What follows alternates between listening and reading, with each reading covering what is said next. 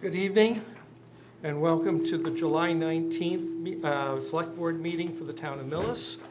We have a number of things on our agenda tonight, but I think the first one we're going to start with is we have a few announcements to make. The very first announcement is one that I'm very pleased to make. We've had with us this summer a summer intern, Sam Hockenberry, who's been of great assistance to us. He's been learning some ropes, but we've learned a lot from him also. So I have here a certificate of appreciation, and I'd like to read it if you don't mind. This is from the town of Millis. Certificate of appreciation is hereby presented to Samuel Hockenberry in recognition of his important contributions to the town of Millis, Massachusetts during the term of his internship in the Select Board Town Administrator's Office. And it's signed by all members of the Select Board as of July 2021. Sam, we want to thank you very much for what you have done and hope that you have enjoyed it as much as we've enjoyed having you here. Thank you. Does anyone have anything you'd like to add? Finish up the meeting before you leave. Thank you, Mr. Chairman. I do want to add a few things to that. Sam is actually the first intern I've worked with as a town administrator, and he's done an outstanding job here. I'm sure he's learned quite a bit, but as the chairman said, we've learned quite a bit from him as well. Brings some fresh ideas and energy into the office and has helped out quite a bit. So I want to thank him, and I certainly recommend him to future employers that he may be looking for. Certainly, again, I'm very happy he came to help us out, and wish him the best in the future. So thank you, Sam.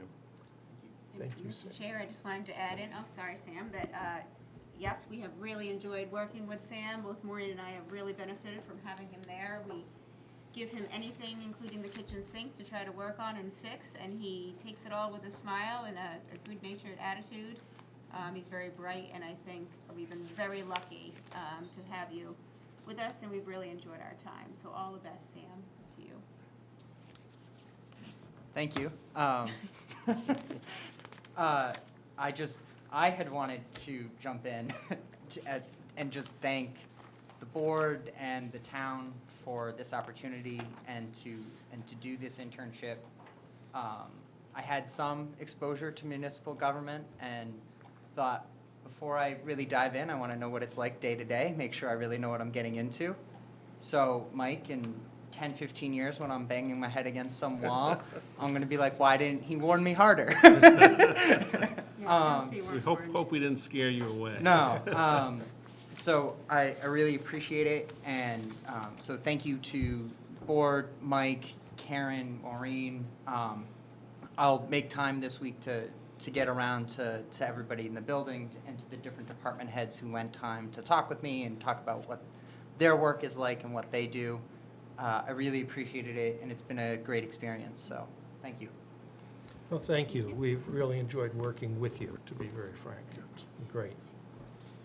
Okay, there's another announcement I'd like to make, and that is we have tonight an approval of the 2021 Millis Boosters Run Back to School. Now, although I'm taking this a little out of order, I'll ask our town administrator to go over that in just a little bit of detail. Actually, I'm going to defer that to you, Karen. Trying to pull it up. And I'm going to defer it to Allison. Allison, do you mind coming up? Good evening, everyone. Thank you for letting me have a few minutes with you guys. My name's Allison Marr. I'm with the Millis Boosters, and besides last year, 3 years prior to that, have held a community event here in town to support the boosters, which raises money for the athletes and the athletic teams and departments at the school. So we want to get back at it this September. I had forwarded ahead of time some of the information, but we're looking at September 26th. It's a Sunday morning, starting and finishing at the high school. It's the same route we've done in the past. Pretty much everybody has been on board so far as the school and the administration, and I believe the police department and the DPW and all of that. We've got volunteers lined up and a DJ, and it's always worked out really well. And so if any questions, I have any details you need. It's still in the works, but I'm ready to launch as soon as we get official approval and get the word out. It's a great fundraiser. To the board, if you have any comments, questions? No. Okay, then I'll take a motion from the board. I move that we approve the 2021 Millis Boosters Run Back to School for Sunday, September 26th. Second. So moved and seconded to approve the Millis Boosters Run Back to School on September 26th, Sunday. All in favor? Aye. Opposed? Motion carries unanimously. Thank you so much. Thank you very much. And good luck. Okay. Next item on the agenda, we have a number of appointments to make. The first appointment that we're going to be talking about is on the Council on Aging, an outreach worker. And this will be for Deborah Sand for the outreach position. So do we have, I don't know if Patty is here. Is Patty here? I can address this, I'll Mr. ask Chairman. Thank you. So the Council on Aging had a vacancy for the outreach position, and I know that the Patty Ko, the head of the council, did a search, and I met with Patty as well as Deborah Sand last week, and we were very impressed with her and her background. She has a lot of experience working with seniors as a information and referral specialist at HESCO Elder Services. And upon the recommendation of the Director of the Council on Aging, I am requesting that the board ratify my appointment of Deborah Sand to the outreach position with the Council on Aging. okay, I'll entertain any discussion from the board. I have no discussion. In the audience, anyone? Okay, then I'll take a motion on the appointment of Deborah Sand to outreach worker. I'll make a motion that we ratify, is that the word I'm looking for? Here it Yes, says yes. Ratify the town administrative decision to appoint Deborah Sands as the outreach worker for the COA. Second. So moved and seconded to ratify the town administrator's recommendation to appoint Deborah Sand as the outreach worker for the Council on Aging. All in favor? Aye. Aye. Aye. Opposed? Motion carries unanimously. Thank you. So, okay, the next appointment we have is, again, a Council on Aging. It's a van driver, and if I can get my page open, it's John McBrien. And he's a former retired Boston Police Sergeant. So, again, I'll ask the town administrator to give us some more information. Thank you again, Mr. Chairman. As I mentioned before, I did meet with Patty Ko this past week in regards to this position, and I did meet John McBrien, also known as Jack, and after meeting with him and discussing with the director, we feel that this individual is an excellent person for this position. And I am recommending and requesting that the board ratify my appointment of John McBrien as a driver for the Council on Aging. Okay, I assume that he's gone through all the checks and everything. He has passed his query with flying colors. Okay. He just needs a physical and drug screen. Yeah. To Yeah. happen on Okay, Tuesday, I think. so I will take a motion. I'll make a motion that we ratify the town administrator's recommendation for John McBrien for the Council on Aging van driver. Second. So moved and seconded to recommend ratification of John McBrien as the van driver as proposed by the town administrator. So, all in favor? Aye. Aye. Opposed? Motion carries unanimously. Okay, Thank you, Mr. you're Chairman. welcome. The next one is an appointment for a full-time police officer, Colby Roy. And for this, I will first, I guess, defer to the chief of police, if that's Yes. okay. Good evening. Evening, Chief. Just to give you guys a bit of a background, as well as the community, this isn't an additional position. This is a replacement. A year and a half ago, the town approved 2 additional police officers, and those folks went through the academy. Shortly after graduation from the academy, one of the candidates decided to transfer to the state police. So that left us 1 short. That being said, it takes about a year to get an officer through the academy, through the FTO program, and on the road. That officer left back in May, and we don't have a year to wait for another candidate. With that being said, I bring to you an outstanding candidate. Comes to us all the way from Medfield, Mass. And he's been a police officer since 2015 till, 7 o'clock this morning? You worked for Medfield? Until 7 o'clock this morning. And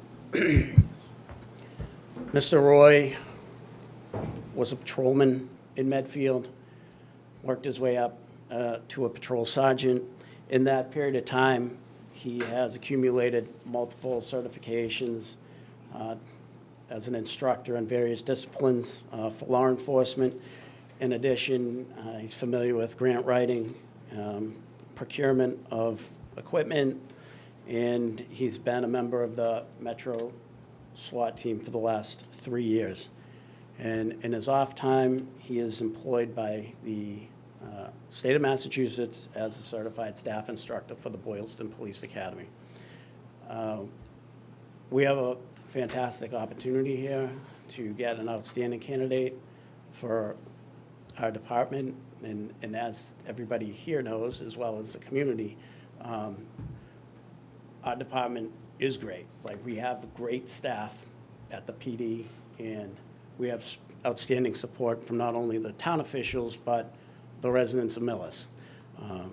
You know, all of our officers are well-rounded, approachable, accessible to the community, great support amongst the officers, morale's up in the PD. We have an outstanding facility. It's a great place to work, really. So with that, I would ask that the town consider the appointment of Mr. Colby Roy. Mr. Chairman? Yes. Just following up on that, I did have the opportunity to meet with Mr. Roy as well as the chief last week.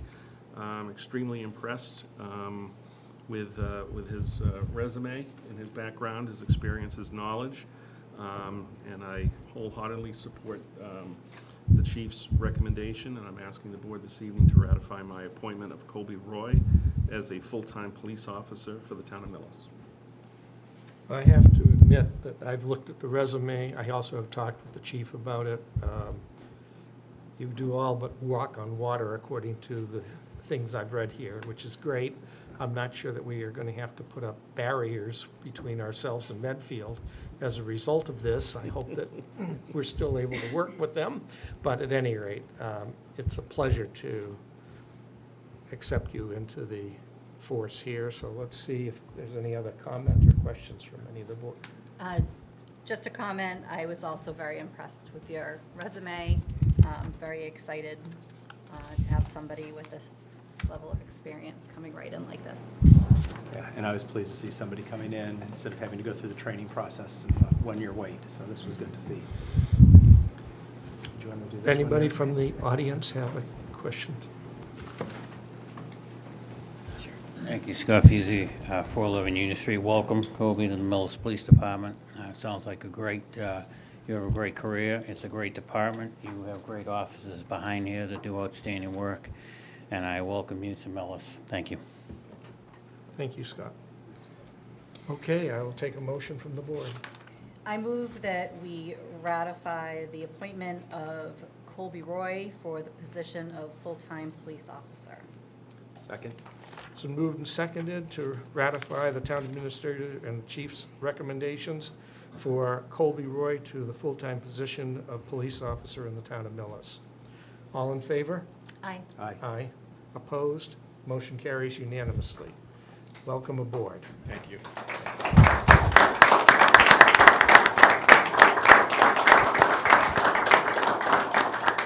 Chief, I know you wanted to say something. Yes, if I may, I'd like to invite Officer Roy's wife and his mom up to pin Officer Roy.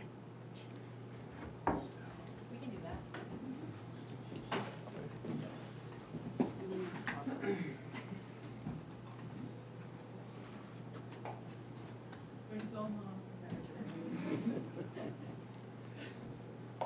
It takes another mom to catch on the phone, right?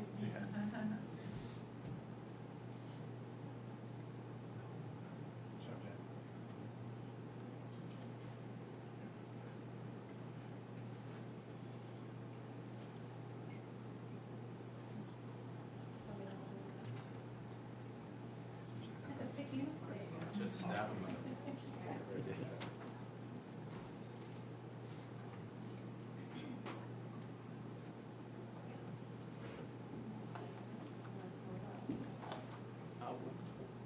We'll grab the whole team.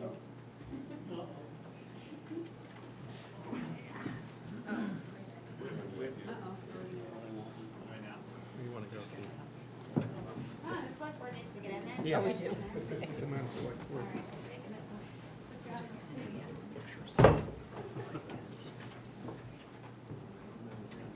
Good job.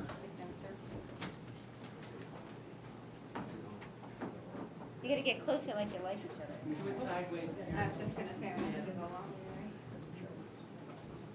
right? I'll take it up just the department first. All right, guys, smile. All right, select board, you gotta go over there too, sorry, you're too far out, you gotta squeeze in. Someone hop on the other side, there you go. There we go. Pete. We just moved. Pete, stay over. That didn't help us any. Stay over here. You see what I did? So you heard it, yes. Only with the camera, one way or the other. All right, on that note, cheese. Well done. There you go. Congratulations. Welcome to the town. Appreciate it.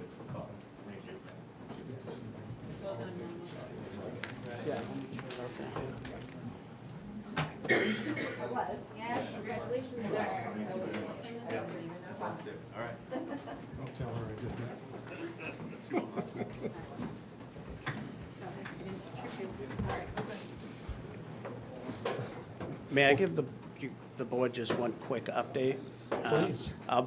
We'll be back here in your next meeting in August, the 16th. We have Officer O'Dowd. She's graduating from the Plymouth Police Academy the end of this week. So we'll be back to appoint Ms. O'Dowd as well as a police officer. So we'll see you in a couple weeks. Thank you very much. Thank you. Appreciate it. Okay. The next item on our agenda is the appointment of an on-call library assistant. So, Mr. Chairman, Yeah. I will take that one. Okay, Upon the recommendation of the director, the library director, I am requesting that the board ratify my appointment for an on-call library assistant at the Millis Public Library for Fatima Neville. She has 5 years of direct customer service and work experience, as well as working as a library aide at the Millis Middle and High School Library, as well as a bachelor's degree in English, and she is fluent in Spanish. So these are all great skills to have at a position at the library, and again, I requesting that the board ratify my appointment to that position. excellent. Any comments, questions? No, is she Jimmy Neville or relation to the other Nevilles in town? His Niece? daughter-in-law. Daughter-in-law, okay. Thank you. Just curious. Okay. Not one you get many of. Based on that, I'm assuming that her Spanish is a result of our immersion program here in school, is that correct? I believe so. Well, I don't know. for what it's worth, I, She can go to Millis. She's not from Millis. No. she's not from Okay. Millis? No, Okay. but she did Yeah. work for the schools for a while as well, Okay. so, at the library there. Well, I know she was in the library, I just was wondering if she'd come from Millis. Okay. Well, are there any other comments from the board? Questions? No? The audience? Then I'll take a motion from the board. I move that we ratify the appointment of Fatima Neville as an on-call library assistant. Second? So moved and seconded to ratify Fatima Neville as an on-call library assistant as per the recommendation of the town administrator. All in favor? Aye. Aye. Aye. Opposed? Motion carries unanimously, so, Great, thank you. okay. Okay. Next is approval of the Public Health Shared Services Grant Program. And I'm going to ask our town administrator to go into that in a little bit of detail. Thank you, Mr. Chairman. I've actually asked our health director to be here this evening to talk a little bit about the background of this. I believe it's a great opportunity for the town, that there are available grant funds for the town to get some additional resources and assistance for our Board of Health. And with the board's indulgence, I'd like to ask the health director to discuss this in a little more detail.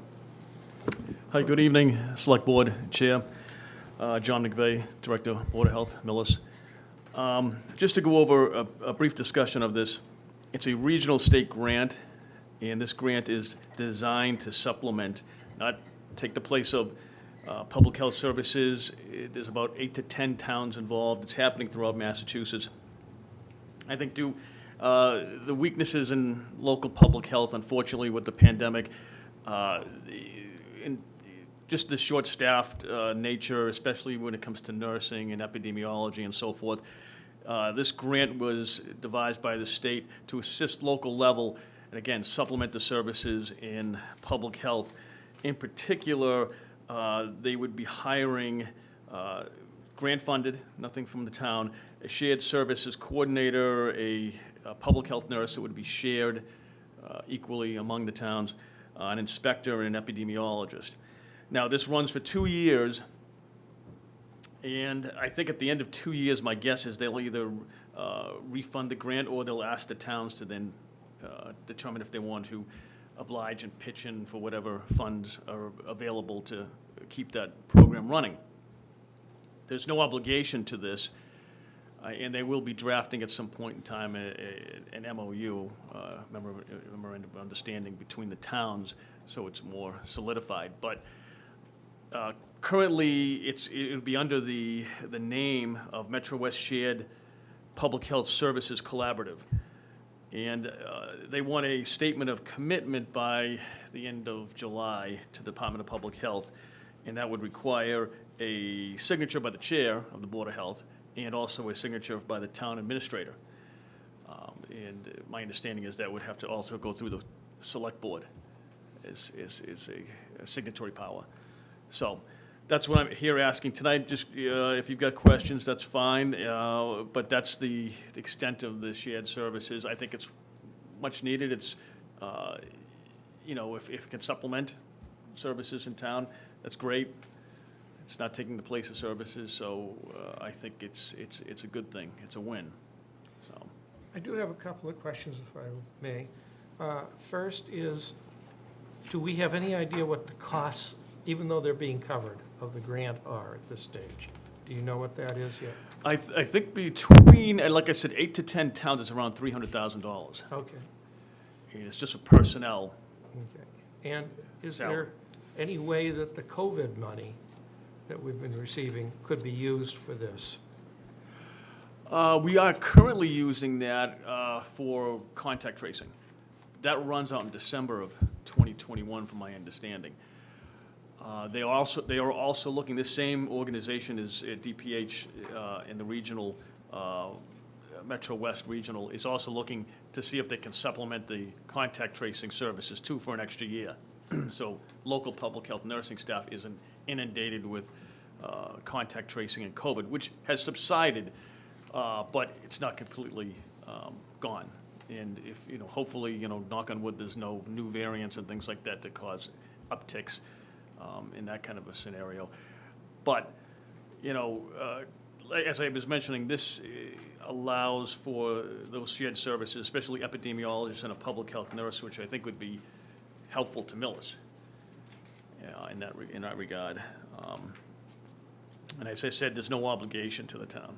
No, I think it's, from my perspective at any rate, it's a great opportunity. I am going to ask a little off-the-wall question, and that is, do we have any idea what the percentage of Millis residents is who have been vaccinated at this point?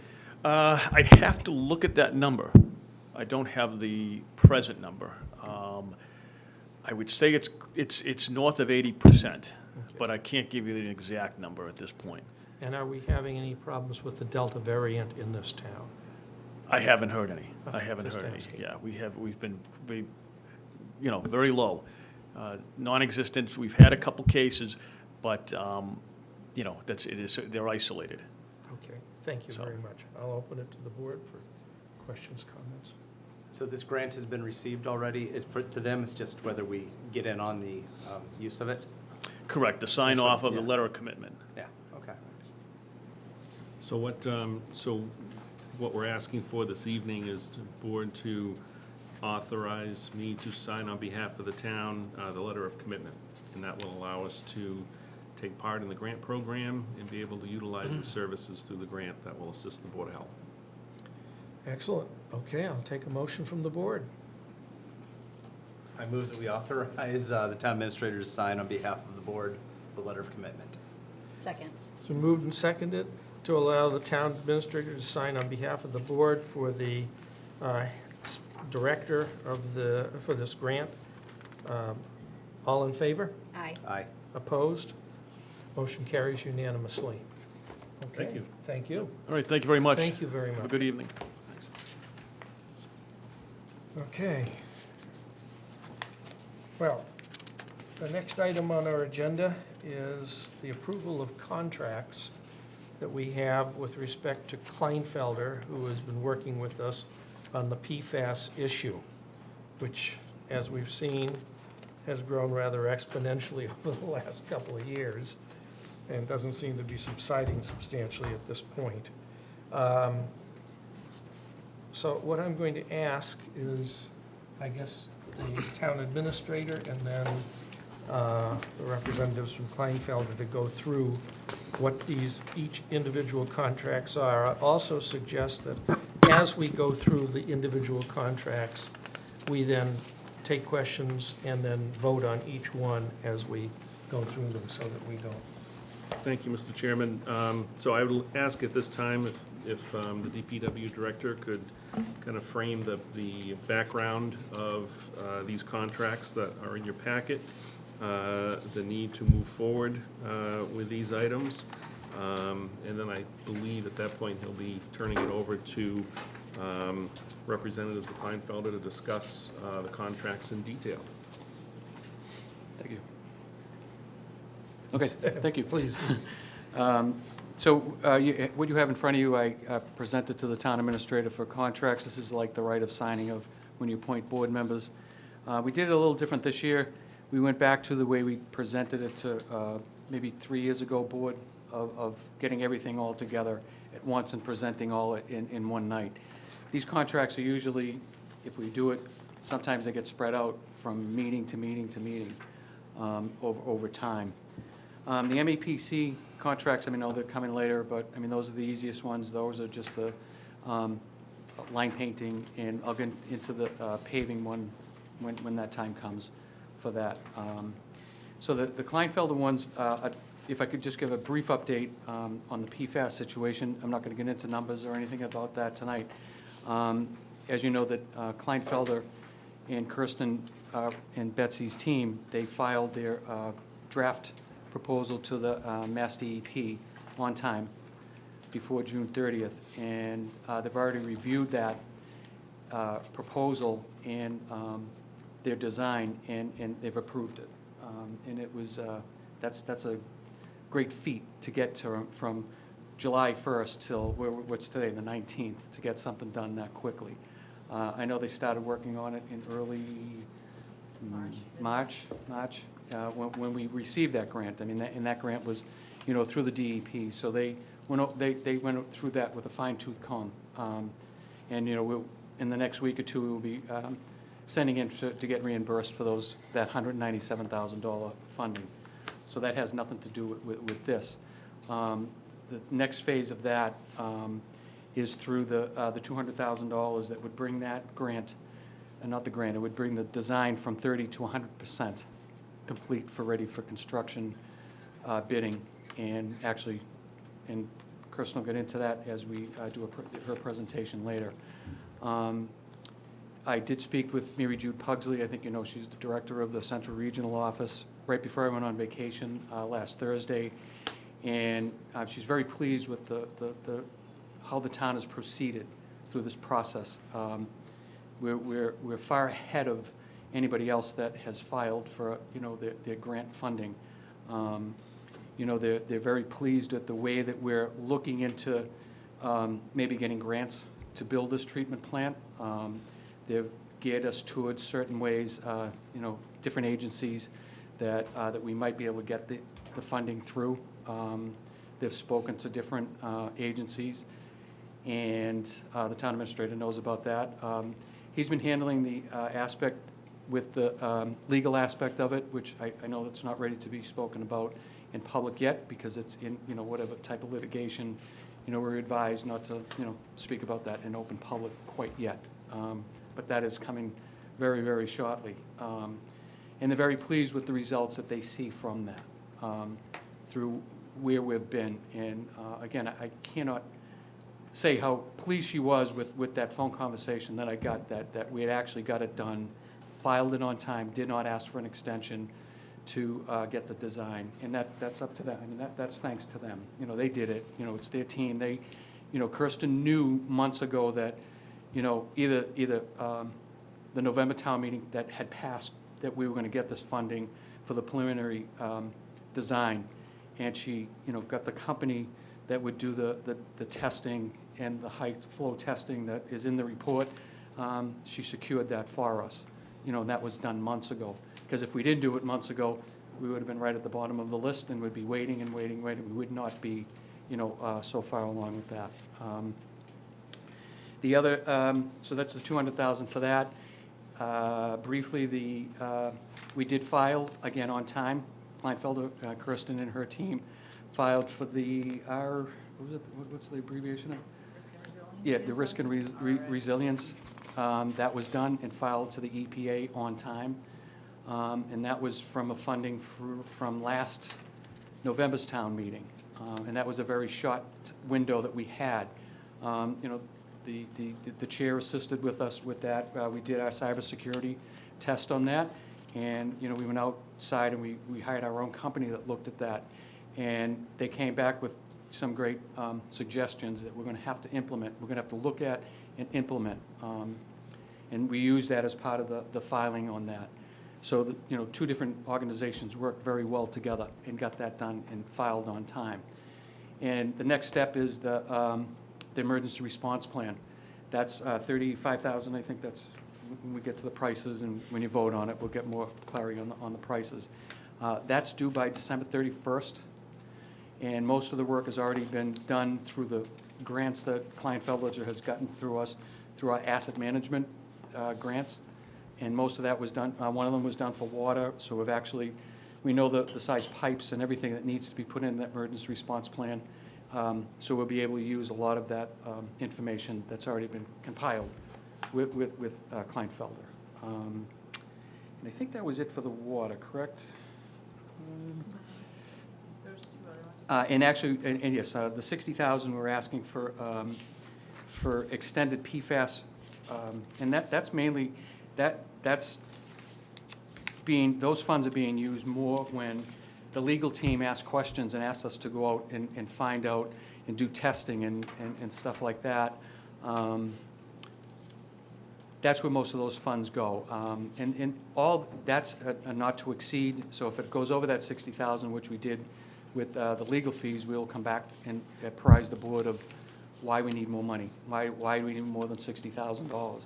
And most of that is generated through, not most of it, but a good chunk of that is used with, legal. They don't have the engineers, if we didn't have Kleinfelder doing and up to date on everything, they would have to go out and hire, their own engineering firm to do that. And that worked out pretty well last year. I think we came back twice. I think the town administrator can say where most of the funding for most of that came from. Did we use CARES Act for that to pay for a good chunk of that? It was a large portion of it. Previous. So I don't know what his plans are to do with this 60,000. I don't know if it can be used for that, but the board would, look into that.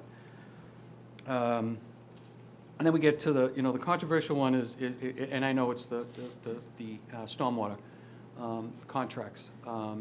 Last year, when we first signed on with Kleinfelder about 5 years ago, we have a permit that goes for 5 to 6 years? 5 years, and when we first signed on with Kleinfelder, it was the idea that, Kleinfelder would see us through that 5-year process. This is just one report that it's done yearly, and it's 200-something pages. And again, it's due on a certain date, and I can assure you it was done and filed on time. There's another report that's due in October 15th? September 30th, 29th, September 29th, and they're working on that as time goes on. I told the board last year that we would try to drop down some of the cost effectiveness of using Kleinfelder, and we've done that within last year. We subcontracted out all the outflow testing. This year with, the teaching and stuff like that, we've done that, and we've done that all in-house.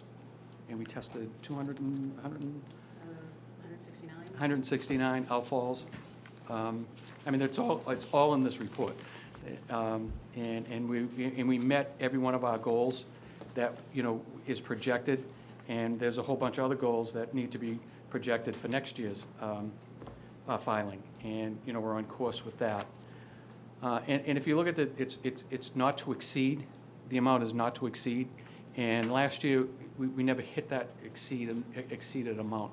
So the $55,000 that, I can't say that we're not gonna go, but that's why you put it not to exceed. So if it goes to $55,000, we would come back to you and say, well, why are you spending over $55,000? You said it's only gonna cost 55. Why are you exceeding that amount?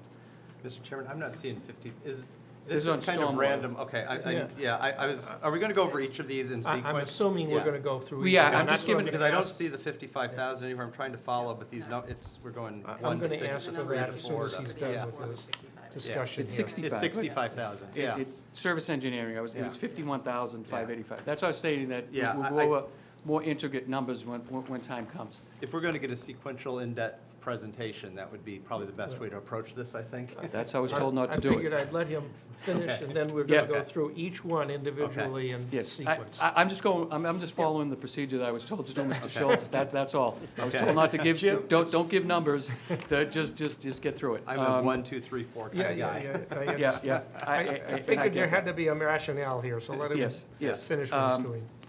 And the rationale is that, that these services are needed, whether it's a Kleinfelder or it's an outside beta engineering firm. When you look at prices, we looked at prices when we brought on Kleinfelder, and we had Woodwin and Curran. They were doing the same service for us, and they were at the exact same price. So in closing, and I'll be able to answer any other questions that they can't answer. We are where we should be, and both the DPW and Kleinfelder have got us to the right place, where the EPA, the Mass DEP, and the regional offices are not coming after the town administrator stating that your job hasn't been completed. Okay, first comment, this is a complex series of issues, so thank you for giving us the overview.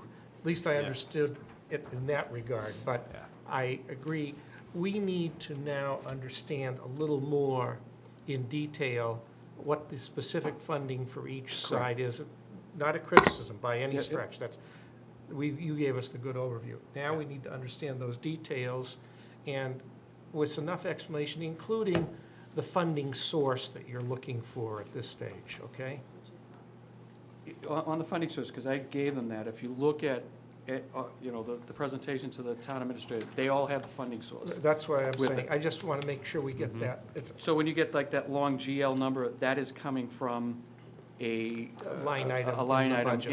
in the stormwater budget. understand, but I just want, the public doesn't know that. Sure. And I certainly want to understand it a little better. I'm pretty ignorant in some of these areas myself, so I'd like to get a better understanding of where we're going, so. And that's why we have a, 8-slide presentation to explain all that. Yeah, just some very brief, couple of slides for each project. Just go. Thanks, everybody, and really also want to thank Jim and his staff. Could you and everybody. talk into the Oh, mic? yes, sorry. Yeah, it's, Hi, I'm Kirsten Ryan from Thank you. Kleinfelder. I'm a senior project manager, and I want to thank Jim and Mike and all of Jim's staff for helping us to execute on those projects that we recently completed, as he mentioned. So the first one that Jim mentioned, I think there was one you skipped, Jim, but that's okay, I'll cover it.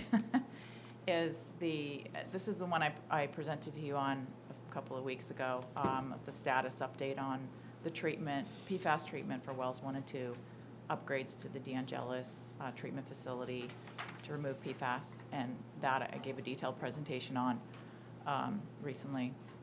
So I wasn't going to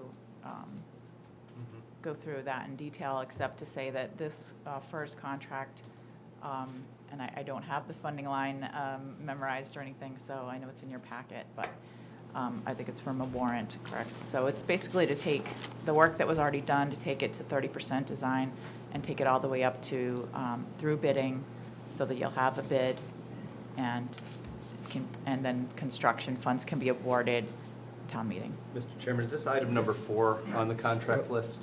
that's what I was just going to ask. Which item sorry. on the contract list is this? We were going by the agenda listing, which Okay, Oh. which is, how we organized So it. that's sequentially, you put a number in front of it, I'm expecting it to be first. Okay, I don't know which number it It is. is It's number 4. It is Okay, number so- Got it. 4. It's like a number game. 1 is number 4. Yeah, Okay. okay. The So number this when I- is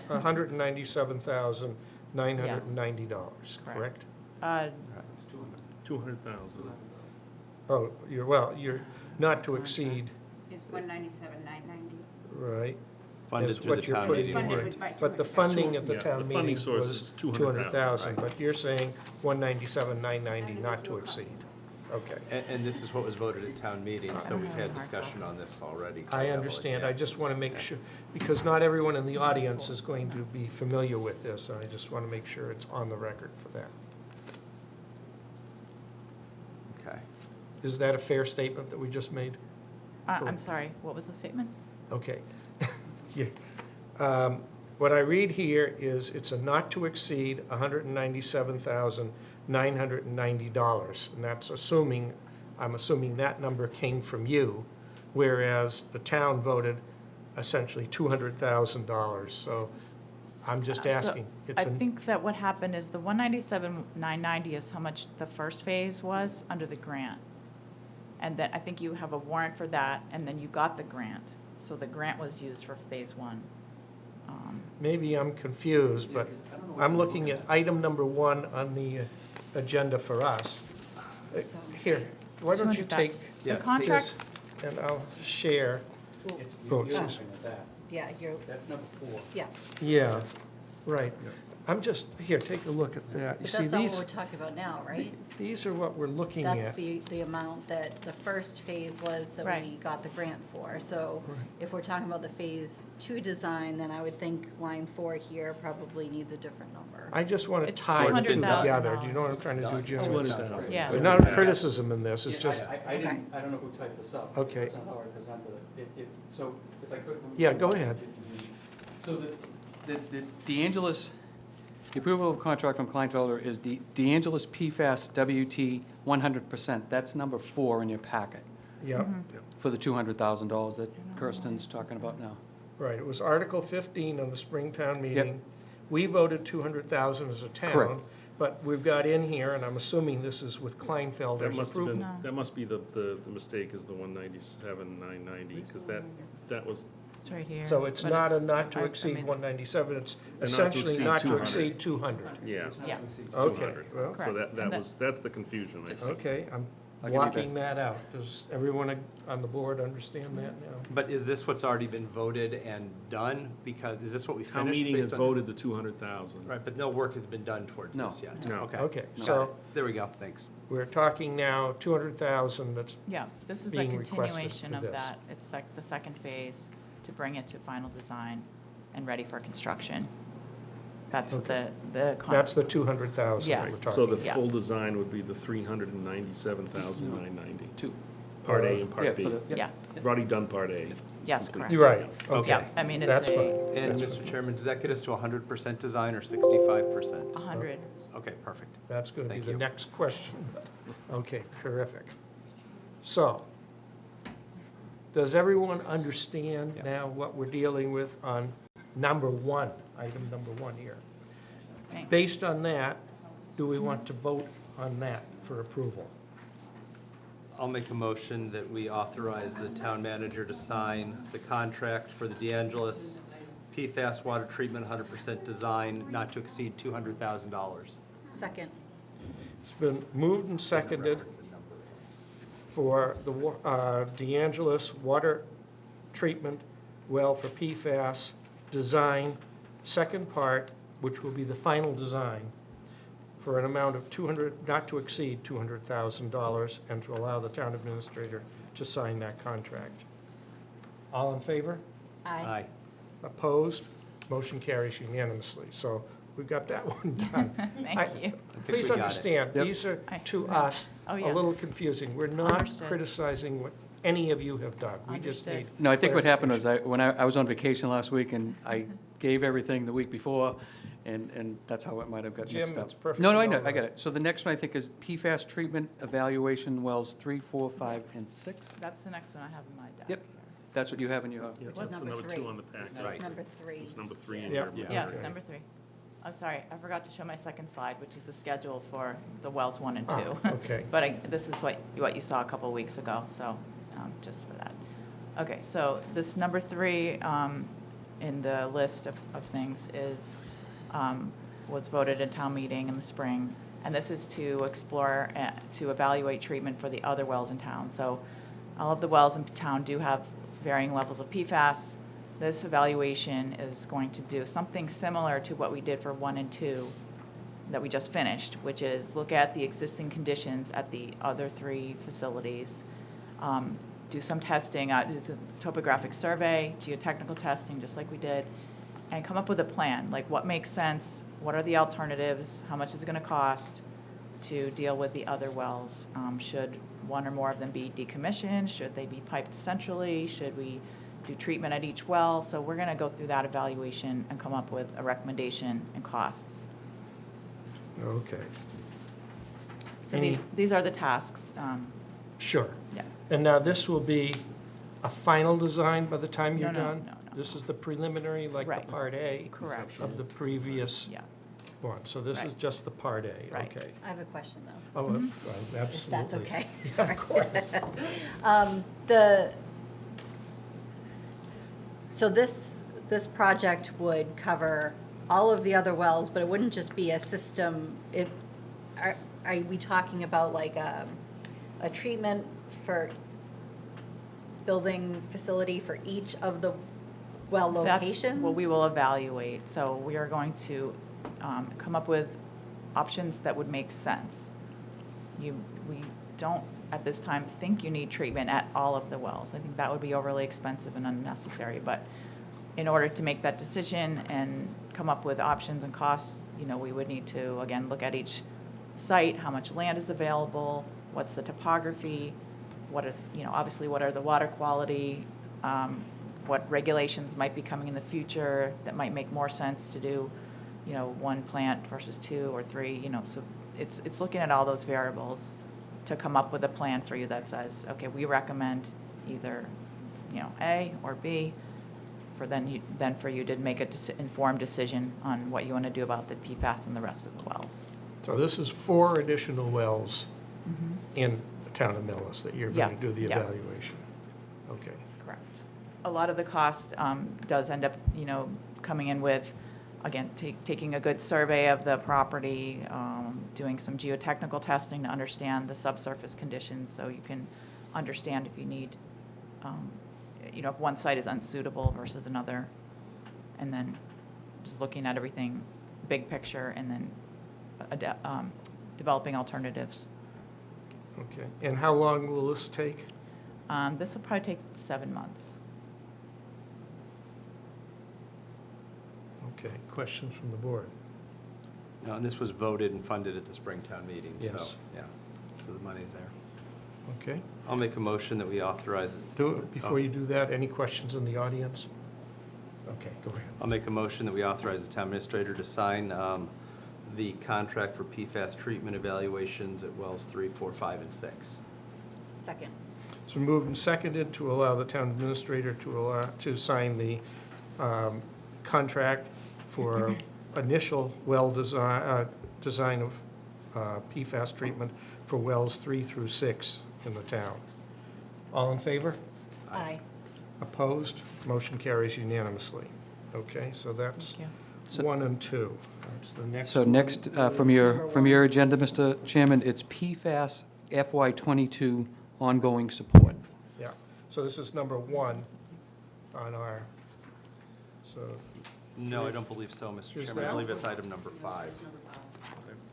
Oh. PFAS support, okay, so that's number 3, is number Oh. 5. Okay. I've given up on that It's like system. Sudoku. I just want to make sure I understand. So this is a $60,000 issue, This is the- Jim? Okay, Yes. please go. Okay, so this is a time and materials on-call support contract. Again, it's an ongoing or a continuation of the support that we have been providing throughout the year. And the types of activities that we've been supporting on include public outreach. We put together fact sheets when you had to issue the notice about PFAS, helped with some public outreach information, and then again, the nearby industrial sites and all of the DEP waste site cleanup activity that's going on, and the potentially responsible parties. When they put out technical reports, our technical folks review those, and, provide advice to Jim and everybody, and discuss items with council and all those various types of activities. So what we did was we looked at how much time was needed for our support throughout the past year, and estimated around $5,000 worth of labor per month, and so that's where the $60,000 came from. We may not need it all, but we projected a level of effort similar to what happened this past fiscal year. So this is a 12-month effort, starting once we approve the contract, is that what you're telling me? Yes, I mean, it's continuation of an ongoing, Just yeah. want to make sure I Correct. understand and I get Yeah, clarity on that. yeah. And Mr. Okay. Chairman, Yes. if I may, I would certainly add that their support of our attorneys as they look into the different issues related to PFAS has been critical. And that work is definitely needed. So, and I think it's been a lot more efficient having them do it than having our attorneys hire outside experts, which would actually don't know the town as well, and certainly would be much more expensive to the community. Okay, Mr. Chair, can I Yeah. also add that I believe that both members at the last vote, when we asked for this, you requested that Kirsten and Kleinfelder submit a monthly report Yes. in advance, and they've done that, and that will continue for review. yes, we did ask that. Yes. and I have been looking at them. Yep. So that's fine. I just lost my train of thought. I Sorry. apologize.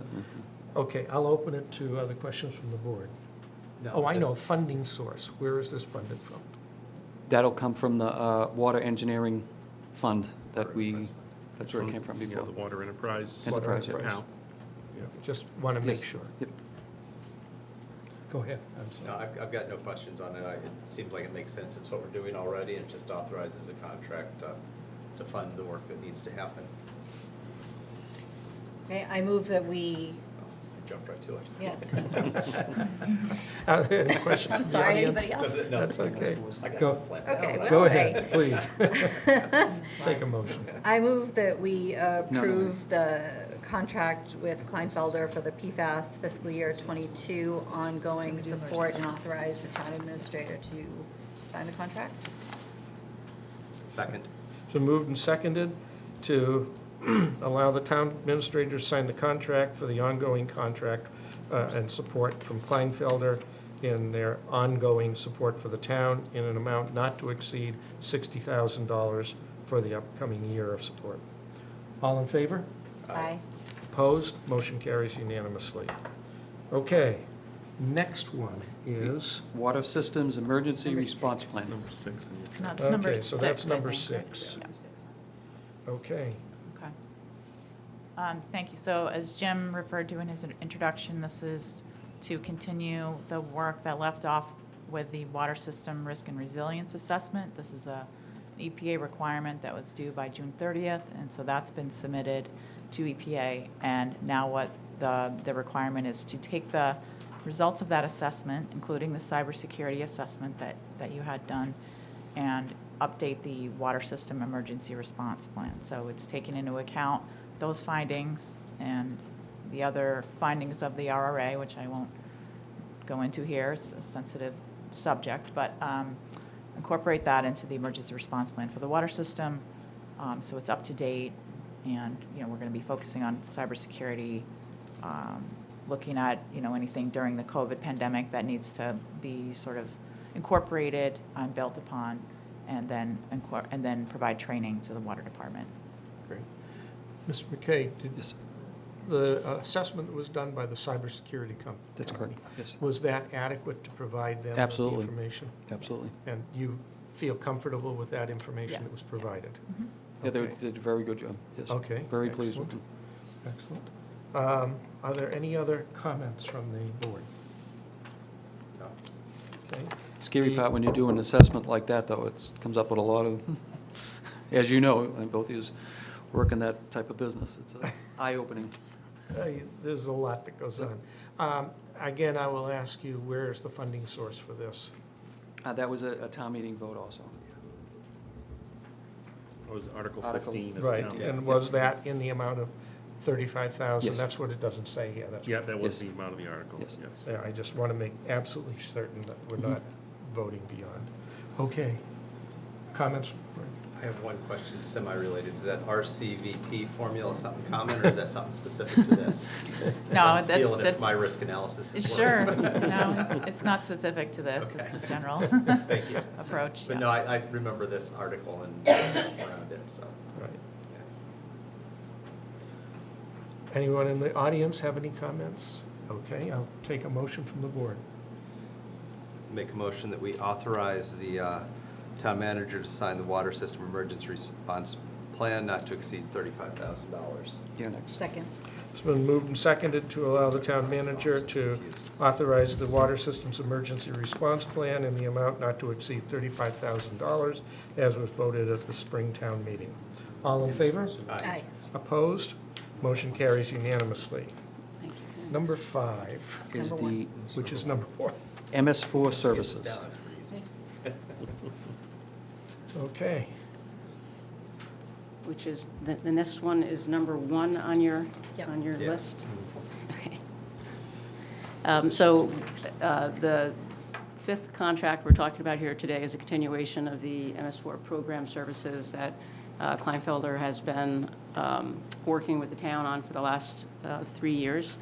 And as Jim mentioned, there was a lot of activity this past year in field assessments, a lot of great collaboration with the staff, the DPW staff, who were trained on how to do the actual inventory, sampling, trained on how to use the water sampling kits, also trained on how to use the software and tablets that they're using to collect data, and ultimately feed that data into the ongoing asset management program that the town is working on as well.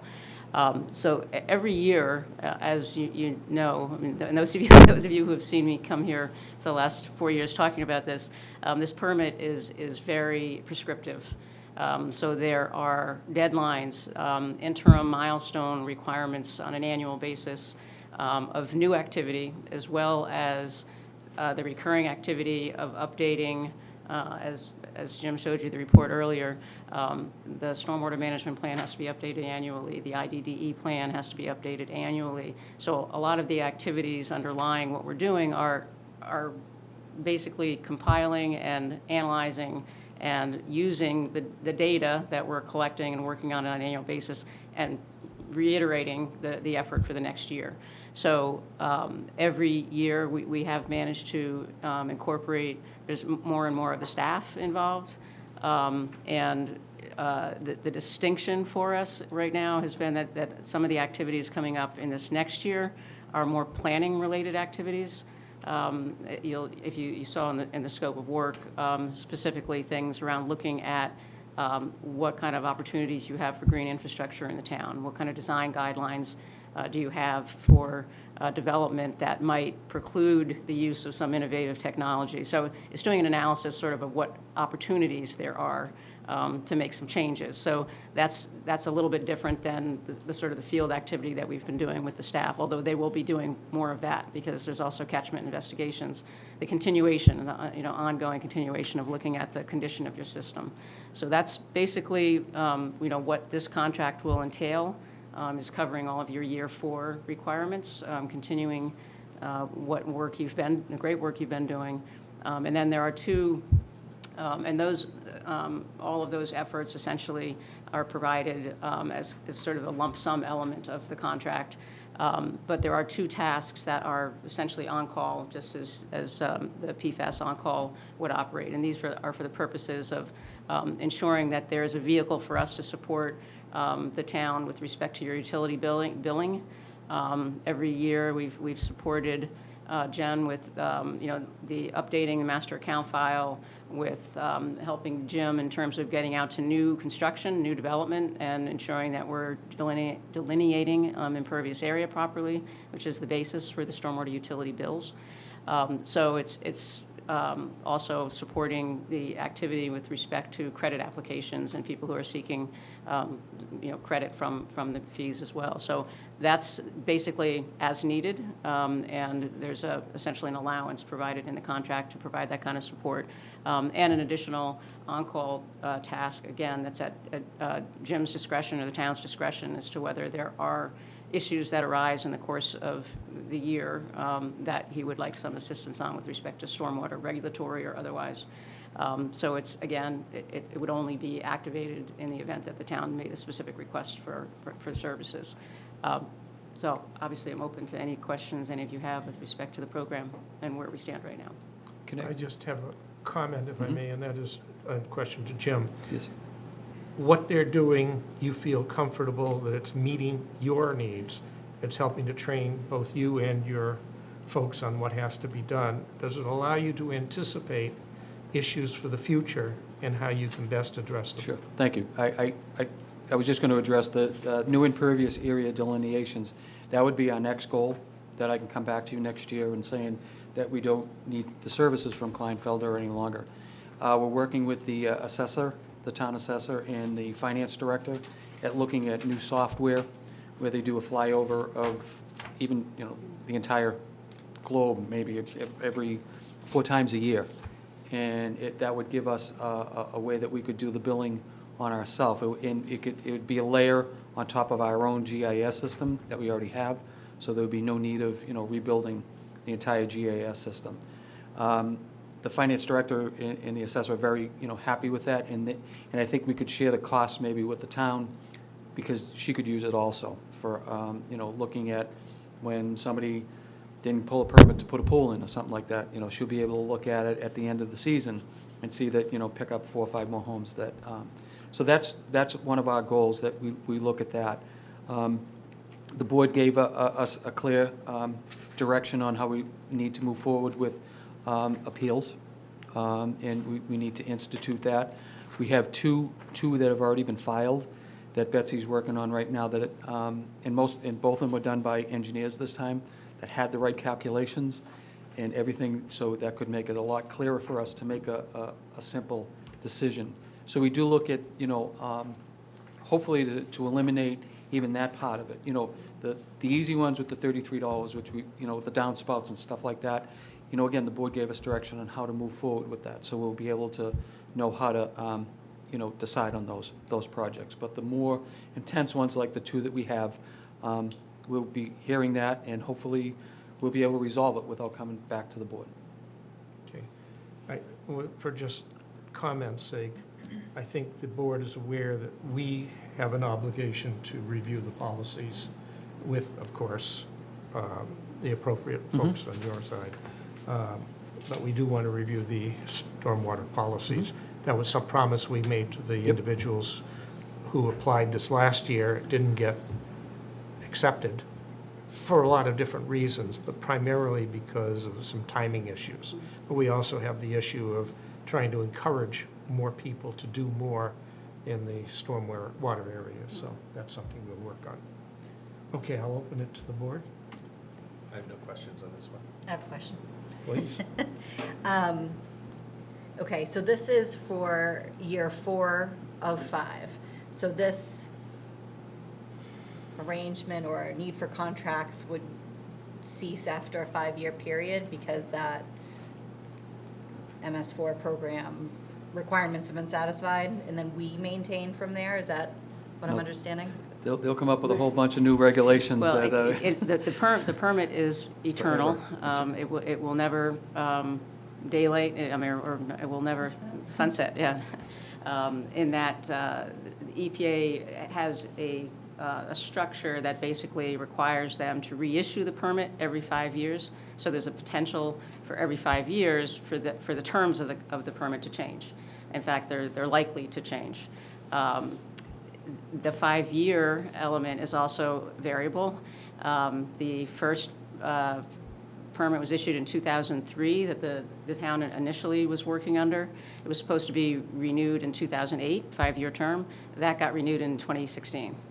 So if we go by the way EPA has been working through this 5-year term, we could be working on this one for quite a while. But there will be, when the program, when the new permit is issued, it'll be a similar kind of evaluate what's required, determine what the town can do independently, and then what is required for, in terms of any additional services you might require.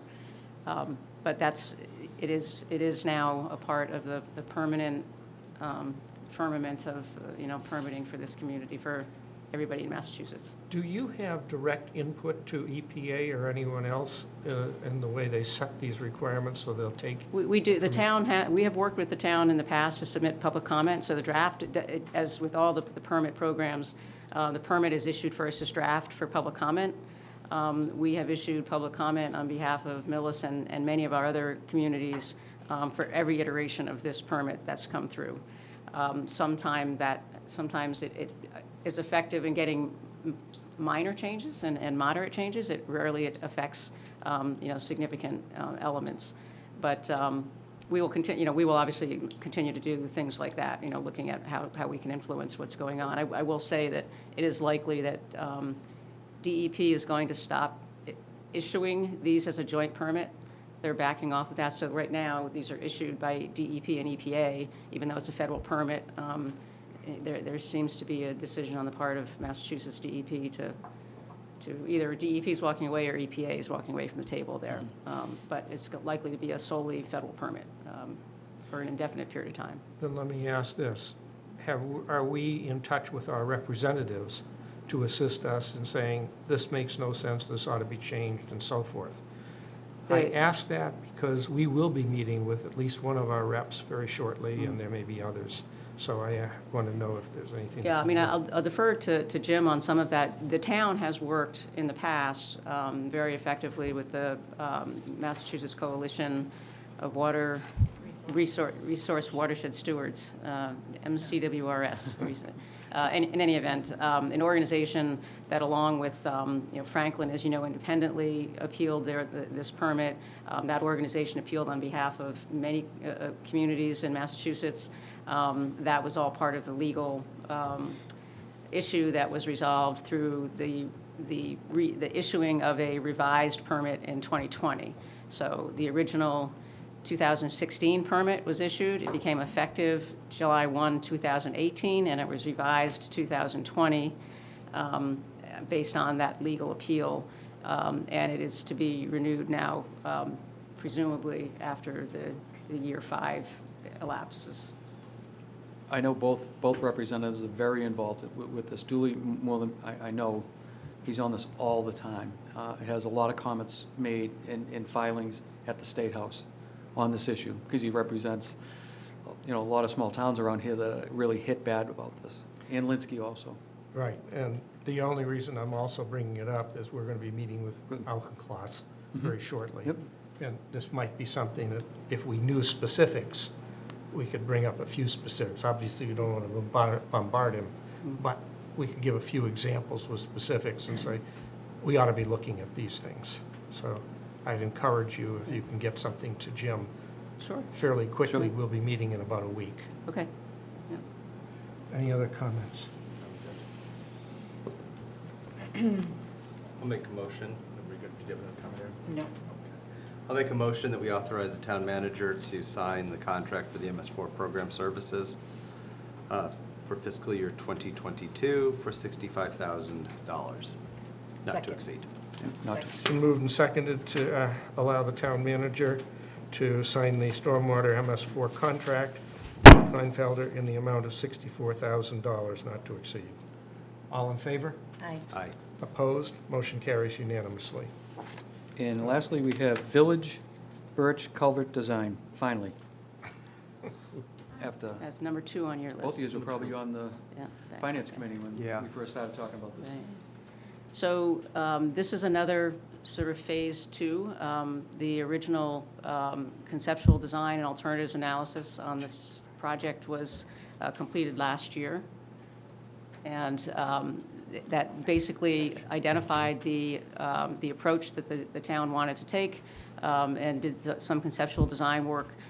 This contract would take us from concept design to final design.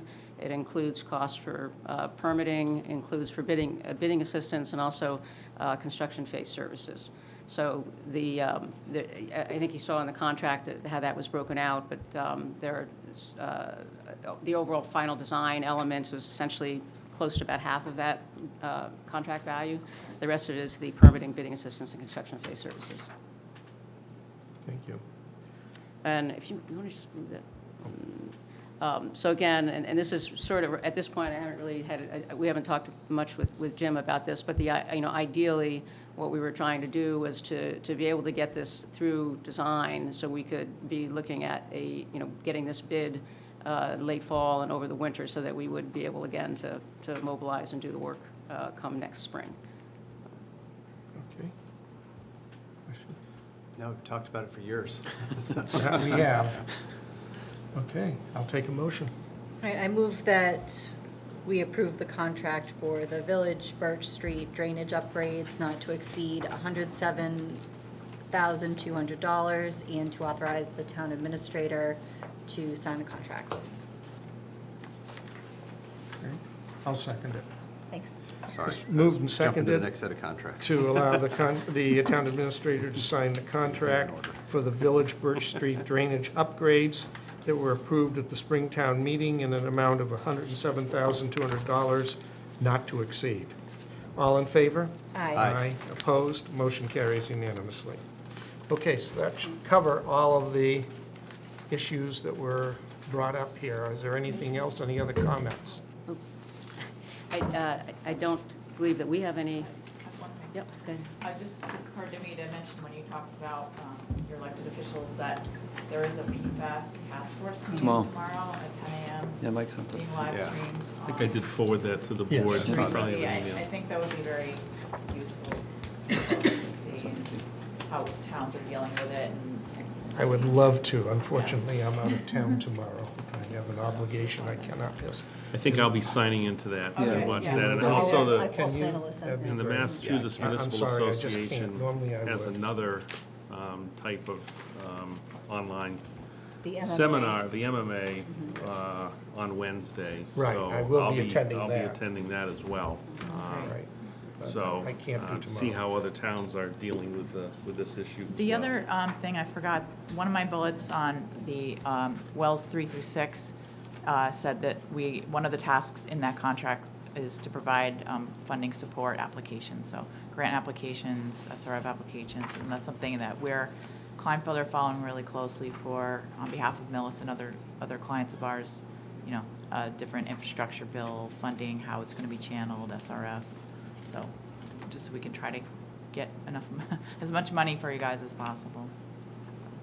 Well, at this stage, with what's coming up, that's going to be particularly helpful. Obviously, when we heard last meeting, let's put it that way, the cost of nearly $5 million for construction of these mitigation facilities, anything that we can do to help offset that is going to be pretty important to this town, particularly if we have to construct more than one, which is more than Absolutely. likely we would have to. But at Right. any rate, any help in that area Right, would be great. yeah, we're recommending preparing some project evaluation forms to go on the SRF cycle to get you sort of on the list for anything that may come down the line. So we've been talking to Jim about that.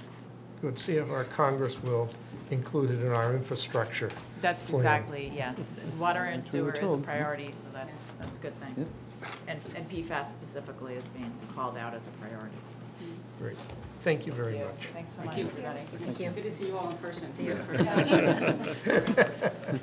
Kirsten, do you mind sending me the PowerPoint? Absolutely. Thank you. Okay. Jim, First- thank you very much, but I think you're up again. One more thing. Now, this Oh. would be nice and short. The next item on our agenda is the approval of the Metro West Consortium contract extensions. So, Thank you. I'll- And thank you for keeping on close on time. This doesn't happen in years. You may not think so, but for us sitting out there, it has. So I guess I understand we kept on coming up with the 55,000. So what I tried to do with this is, these are 4 contracts, the annual contracts. Most of them for 3 years, but the extensions have been added. And I tried to put the line items, the GL numbers. That helps when we send the billing out, that they reference the right procedure for it. So the first one is to Pathfinder Tree Service. So they've already gone through the vetting process. And we would ask that you approve $55,000. And the funding from that will come out of the tree care line item. And Article 16 for the fall town meeting, $40,000. And they'll be able to do both services for us. Just for to the year. clarify, that was the Springtown meeting. Springtown Yes, meeting, yes. yes, I call Okay. it spring. I remember that Spring. distinctly. I actually have the right date on that. See what Yeah. happens when you Yes. can't look at Yes. your glasses. It's spring.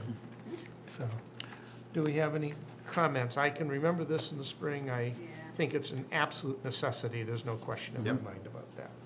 So, I'll take a motion on I'll it. make a motion that we authorize the town manager to sign the tree services with Pathfinder Trees LLC for $55,000.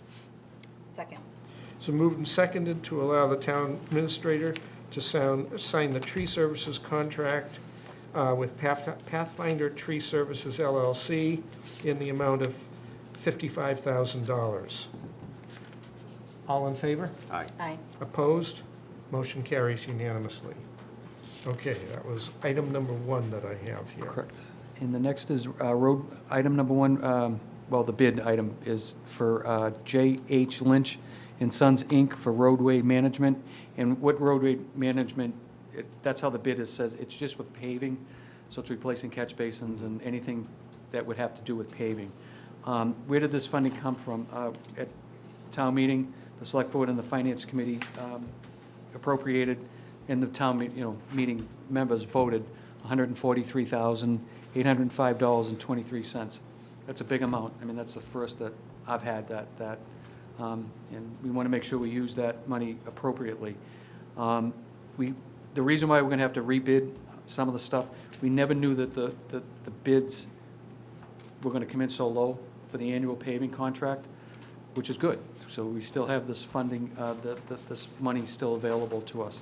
We're going to look at Lynch to see if he can, we have a couple of streets in mind. I don't really want to, I can say it, I mean, but I don't want to give people hopes if they don't come in and they say, you said you were going to do, and they're pretty, a couple of them are, major routes that need to be taken care of. So if if these funds don't come out, we may have to put it back out to bid, and we could still get that all done quickly and get it done in this paving season.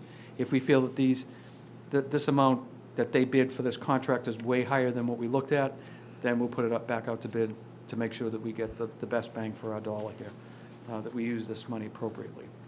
So that did come from Article 17 I did it again with the fall Springtown meeting, for $143,805.23.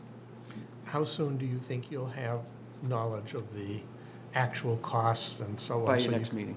Okay. Yeah, that's how quick I mean, the other paving's gonna start within the next 2 to 3 weeks that the board already approved for Main Street, so on and so on. But that's gonna start very soon. There'll be scraping and everything Yep, else. milling and paving. Milling. And I know there was a couple of questions about, I know this is off topic, but it is to do with paving. I don't know if they've aligned Orchard Street yet. That's not us. I will get on them. I will check to make sure. I don't think they painted the lines there, but we'll get on Toll Brothers to, if anybody's listening, I'll look into that tomorrow, right away. That's great. Okay. Any questions from the board? No. Audience? Okay. I'll take a motion. I move that we approve the contract not to exceed $143,805.23 for J.H. Lynch and Sons for roadway management, AKA paving, and authorize the town administrator to sign the contract. Second. So moved and seconded to allow the town administrator to sign a contract for roadway management, meaning paving the roads with J.H. Lynch and Sons Incorporated in the amount of $143,805.23 as voted in Article 17 of the Springtown meeting. Was that the spring or the fall? Do you Spring. remember? That was spring. That was Springtown meeting, yes. And that this may be adjusted at a later time, Correct. just based And on then I will come what back. you've explained, but that's For what you to we're approve voting the- tonight. yeah. All in favor? Aye. Aye. Opposed? Motion carries unanimously. And lastly is the pavement markings, and that's just the center line and gutter line markings. DPW will still do the crosswalks, stop lines, and all that. We'll still do that in-house. And that's not to exceed $20,000, and that, there's a line item in the general fund budget that the GL number's there for that, for traffic lines. Questions? Comments? Take a motion. I move that we approve the contract with Markings Incorporated for pavement markings not to exceed $20,000 coming from the general fund, and authorize the town administrator to sign the contract. Second. So moved and seconded to authorize the town administrator to sign a contract with, with Markings Incorporated for pavement markings in an amount not to exceed $20,000. All in favor? Aye. Aye. Opposed? Motion carries unanimously. Thank you very Okay. much, I appreciate it. And you know that those aren't, on those spreadsheets, those aren't what the town administrator is going to sign. He will have to sign all the contracts. I think you have a copy of them all. We understand And, that. and the yes. finance director will find out, but I just didn't. Okay, thank you very That much. just helps. Thank you very much. Okay, that's excellent. Okay, the next item, we're into a period of what we call open discussion. And this one is an issue that's been lagging or dragging for some time, and we wanted to get it on the agenda, and it's the charter review recommendations. So it finally made it and saw the light of day. So this is our opportunity to go through those recommendations and to vote on them this evening. I will start it off with I'm going to start with the suggestion of moving the board to 5 members. And I'd like to have discussion on that first from within the board. Well, I was in favor of it after a great deal of consideration. I was on that committee.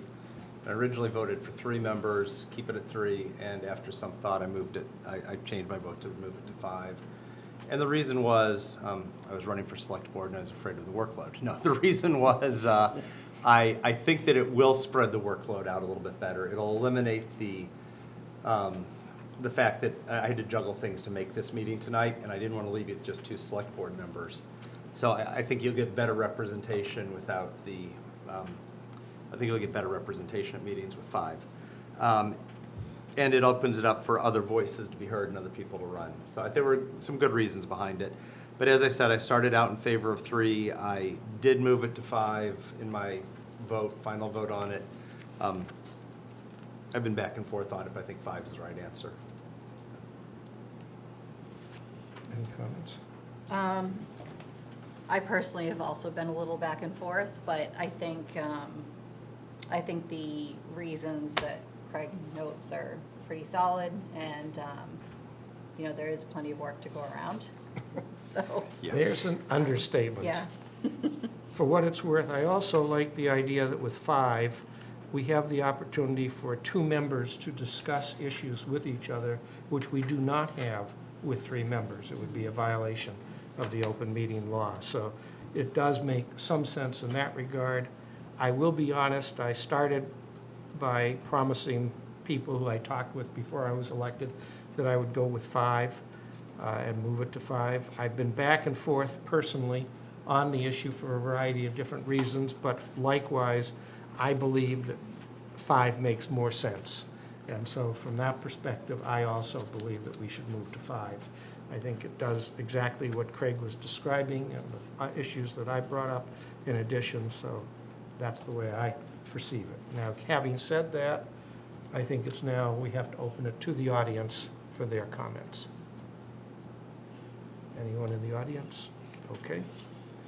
Then what I'm going to do is take each of these and vote on them individually as we go. So I'm going to take a motion on our recommendation to move to 5. I'll make a motion that the select board recommends to town meeting to increase the size of the select board from 3 members to 5 members. Second. Amend the charter to do so. Yes. It's been moved and seconded to make a suggestion to amend the charter at town meeting to move the select board consistency from 3 members to 5 members. All in favor? Aye. Aye. Aye. Opposed? Motion carries unanimously. Okay. The next item I have on here is a suggestion to change the name of the Finance Committee. And I have thoughts on that, but we have a member here who's most recently been on the Finance Committee, so if it's all right, I'll ask Mr. Schultz to talk with us. I was on both committees, so the Finance Committee and the Warrant Committee, and the Charter Right. Review.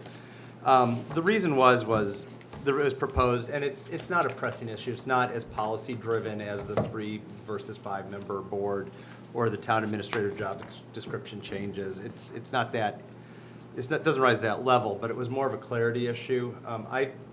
Because I just updated some stuff, for 23 years, I tried to recruit people to be on the FinCom.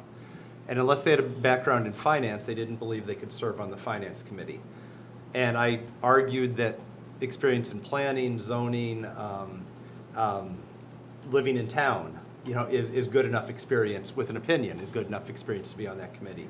I think the name did it a disservice because we recommended on so much more than just finances.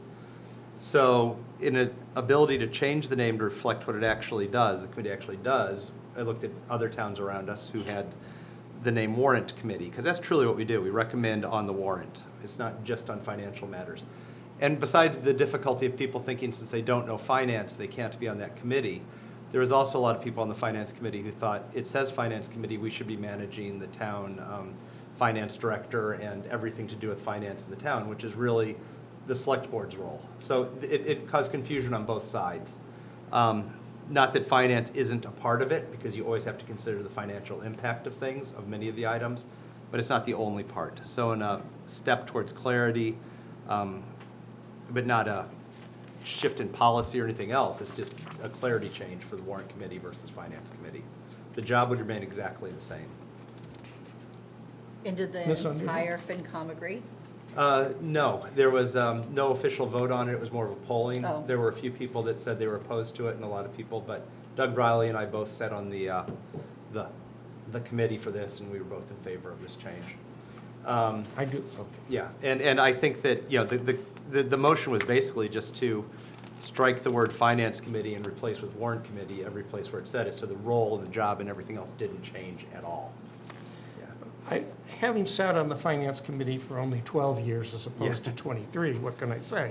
But I tend to agree with the concept of a name change. I tended to like the idea that the finance should be in there.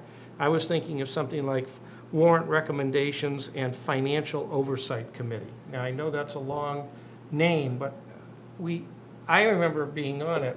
It does both. We do have financial oversight. When I was on it, Yeah. that they have financial oversight. They don't have finance directly, but there is an oversight responsibility associated with going. Not by charter. By charter, Understand. it's to recommend on the items that are Understand, presented on the but there warrant. is- So potential the charter needs to be changed to make That that is happen. correct. That's your but thought. That's why I'm thinking Yeah. in terms of, the name, though, gives an idea that there is some financial fiduciary responsibility to the board to be looking at it from a financial But perspective. there isn't in the charter. I mean, that's taken on by the name. So if the charter is to be amended to change that, that's a step further. Yeah. And that would potentially be crossing where the select board has the financial fiduciary responsibility.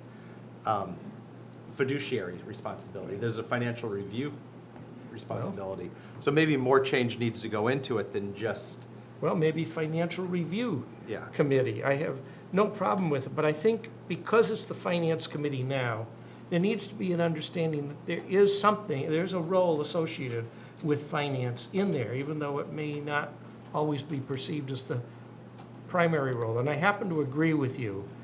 I tried to recruit people when I was chair, and it's exceedingly difficult because they all assume you have to have a master's degree in finance to sit on the committee, which is not the case. Right. And I think then that possibly the discussion needs to be, does the charter need to change more broadly to change the role of that committee to be what you want it to be, as you're describing it? And that's something, we didn't go down that path. Yeah. Because that's not the committee as described in the charter. I agree. And so the name change would reflect reflect what it does, what it does versus what it's been doing, you know? True, but we Yeah. could do what you were saying, which is make it financial review, which is what the committee does do. It does review. And it gives you then the ability to say, fine, we're finance, it's been called the finance committee, so we're saying it's financial review as opposed to just pure finance. I think that possibly, though, until the charter's changed to actually make it be a finance committee, you know, a financial review committee even, that's not what they're, I just am worried about the confusion of roles. And that's my thought with it. So I would recommend tabling this until we read that section of the charter, and possibly a broader change to the charter needs to be considered to do what you'd like done. Because we were just going after the nomenclature, not the role change. Because we like the way the role is laid out, that the select board runs the finances, the select board recommends the budget, the finance committee then reviews it because it's part of the warrant. And it'd be, since it's on the warrant, it falls under the review. So Well, we could maybe, also look at budget review committee, but whatever. yeah, I agree, let's table it, but I think it's something that, I think the idea is a good idea, to be very frank with you. I just think we need to review it and we'll. and we can look at it again in a week, when I just have to pull out the charter that I have filed away when I got off that committee. Would you like, okay, do we want to put it on our 16th? Yeah, just that one item on Yeah, it, yeah. unless something else pops up out of this. Actually, there'll be a second item that'll pop up in this discussion too, that probably needs to be reviewed. I think I'm so. anticipating. Okay. The next item I want to bring up is more complicated, but it's called the assistant moderator. I think that came up as a discussion item. Yeah, and that shouldn't be that complicated. It basically was just allowing the moderator at his or her discretion to appoint a moderator ad hoc if they're, for whatever reason, unable to attend the meeting. Solely, and the verbiage around it was the moderator shall, at their discretion, be able to appoint an assistant moderator to serve for the meeting at hand. And Yeah, we already did, I mean, and that's allowable already. yeah, Yeah. okay. No. I was just going to say, we have here a former moderator, so what do you have to say? Yeah, I mean, in terms of the deputy moderator, I would do that. I did that anyway with Nate Maltinsky, because if we did overflow into another room at the time, then you needed a moderator in that room as well. So I had the ability to just, swear him in as a deputy moderator at that point. So this, to me, though, sounds more like something more in advance. I mean, does more have to happen to make that? No, I think the reasoning behind it was that we didn't want somebody to say, well, it's not in the charter, how can Donna, I'll use her because she's the moderator now, appoint somebody because she's having her appendix removed or whatever, you know? So it just, and we just wanted to avoid the whole challenge of that it's not in the charter, so how is it allowable? And Donna knows, and every moderator that spoke before us knows, it's well within your authority to appoint somebody, but we thought we could just quash that whole legal argument by putting it in there and save 20 minutes to the start of town meeting when it's challenged by somebody that wouldn't have the legal right to proceed. Okay. I personally think it makes a lot of sense. But it's not an It's elected just- position, it's not No. even anybody who's No. known until the moderator can't show up. Understood. So if we agree, then I'll take a motion on that. Okay. I move that we accept the recommendations to amend the charter for the moderator to increase the term from 1 to 3 years. Wait, I thought we But were, you can't, No. you can't amend the charter What? that way. no, I think we just want to talk about the Approving, Right. oh, we're deputy. only doing Just that the- part? Yeah, I think, Oh. well, because Okay. the other part I got another opinion on too. Oh, all right. Okay, so I move that we approve the recommendation to add mention of a deputy moderator that would be able to carry on the town meeting in the event of sickness and illness, Appointed by the moderator. appointed by the moderator. Right. Okay, Second. been moved and seconded to allow the moderator to appoint an assistant moderator that can cover in the event of the moderator being unable to attend a town meeting or moderate at the town meeting. I'll take a vote on that. Aye? Aye. I Opposed? thought you were going to say aye. Aye. Okay. Through town meeting, I'm saying, correct? What? Just so I'm writing this correctly, so I'm saying, Selectman Underhill made a motion to accept the recommendation to appoint a deputy moderator, Allow the moderator, to allow the moderator to appoint a deputy moderator to cover in case of emergency. Illness, sickness, whatever. illness, or the moderator's unable to attend a town meeting. To amend the charter to allow. To amend the charter through town meeting. No, to amend the charter, yeah, I guess through Isn't town that right? meeting, Does yeah. that make sense? Right. Yeah, I would just, Because you guys just, can't amend the charters. I'm Well, just there's trying to- I'm several just We steps. have to be trying careful, sorry. because There's a amending whole- the charter also involves Yeah, the there's several state to steps. become involved. there's a whole Impossible balance, process. yeah. Yeah, I And think we what- haven't gotten into this yet. I'd be happy to chime in when you'd like me I was- to, but there is a whole process. It's like a involved. year. It's a long- The it's question like I 3 have- years. 2 to 3 years. Yeah. Do total. we have to, for what we're recommending, I understand the moderator should have the authority already Yes. to appoint an assistant. And if that's the case, then all we're saying is we approve that the moderator should appoint an assistant so that that individual can carry on in the event the moderator is unable to attend a Yes. town meeting. Is Yes. that a fair? I don't It's think so. not I think, necessary, but- it's not necessary to do that. I mean, we don't have to approve what the moderator does. I think the whole point of this is to amend the charter to eliminate the distraction of the moderator doing what we all know what the moderator It's is a allowed to do. clarification, Yeah. really. It's not changing a substantive issue because Right. the power exists, but it is a clarification in the charter. Right. So for those that read the charter going forward, they don't have to be an expert in Right. state law regarding Was moderators. this in other towns? It was. It was. It was, and this But- was in most other Charter. town charters. Yes. It yes. was, yeah. So, and I would say, just to very quickly touch upon this, usually the most expedient process to amend a charter, if you don't want to go through the full process of electing a charter commission and going, which could be a 4 or 5 year process, would be to have an article at a town meeting where you have basically a special act that you're putting before town meeting, asking town meeting to approve it. The special act would have the effect of altering the charter. Town meeting would have to approve it. It would have to go to the state legislature for approval, signature by the governor. It would subsequently come back for a vote at the ballot by the townspeople, and not until after it's approved at the ballot could it go into effect. So it's several years in the making. So, so you think about it, if you think about the process for moving a select board from 3 members to 5 members, if this were to say be approved by town meeting at the fall town meeting, if, you know, that's the soonest it theoretically could go before it. If it was approved, if the legislature fast-tracked it and had it approved, I don't see it getting approved before next summer. Right. I really don't. No. So then it's the year after that where it's before the ballot.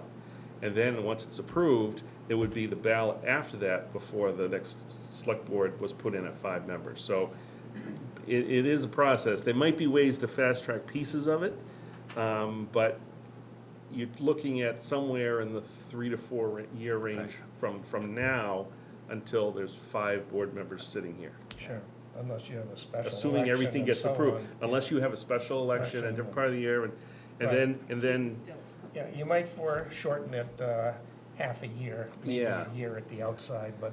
yeah, so, and then obviously you have to take into consideration getting the full involvement of the citizenry in the process and making sure that they have access and opportunity to be heard in the discussion. And I've been involved with 5 or 6 special acts. The legislature always requires a local ballot to be approved for special acts that involve a charter or any sort of, you know, home rule issue. So first, we had a motion that we have to basically say rescind the motion, I assume. Why would we? No. You rescind don't the have motion? to, I mean, it's, I'm just trying to Didn't update the wording. So I have Selectman Underhill made a motion to accept the recommendation to amend the charter Okay, through did you say the charter the in your charter motion? process or through town meeting? How do I Yes. say that? You I did think say said that. charter. I Okay, didn't as say long that. as you said charter Yeah. in there. Yeah.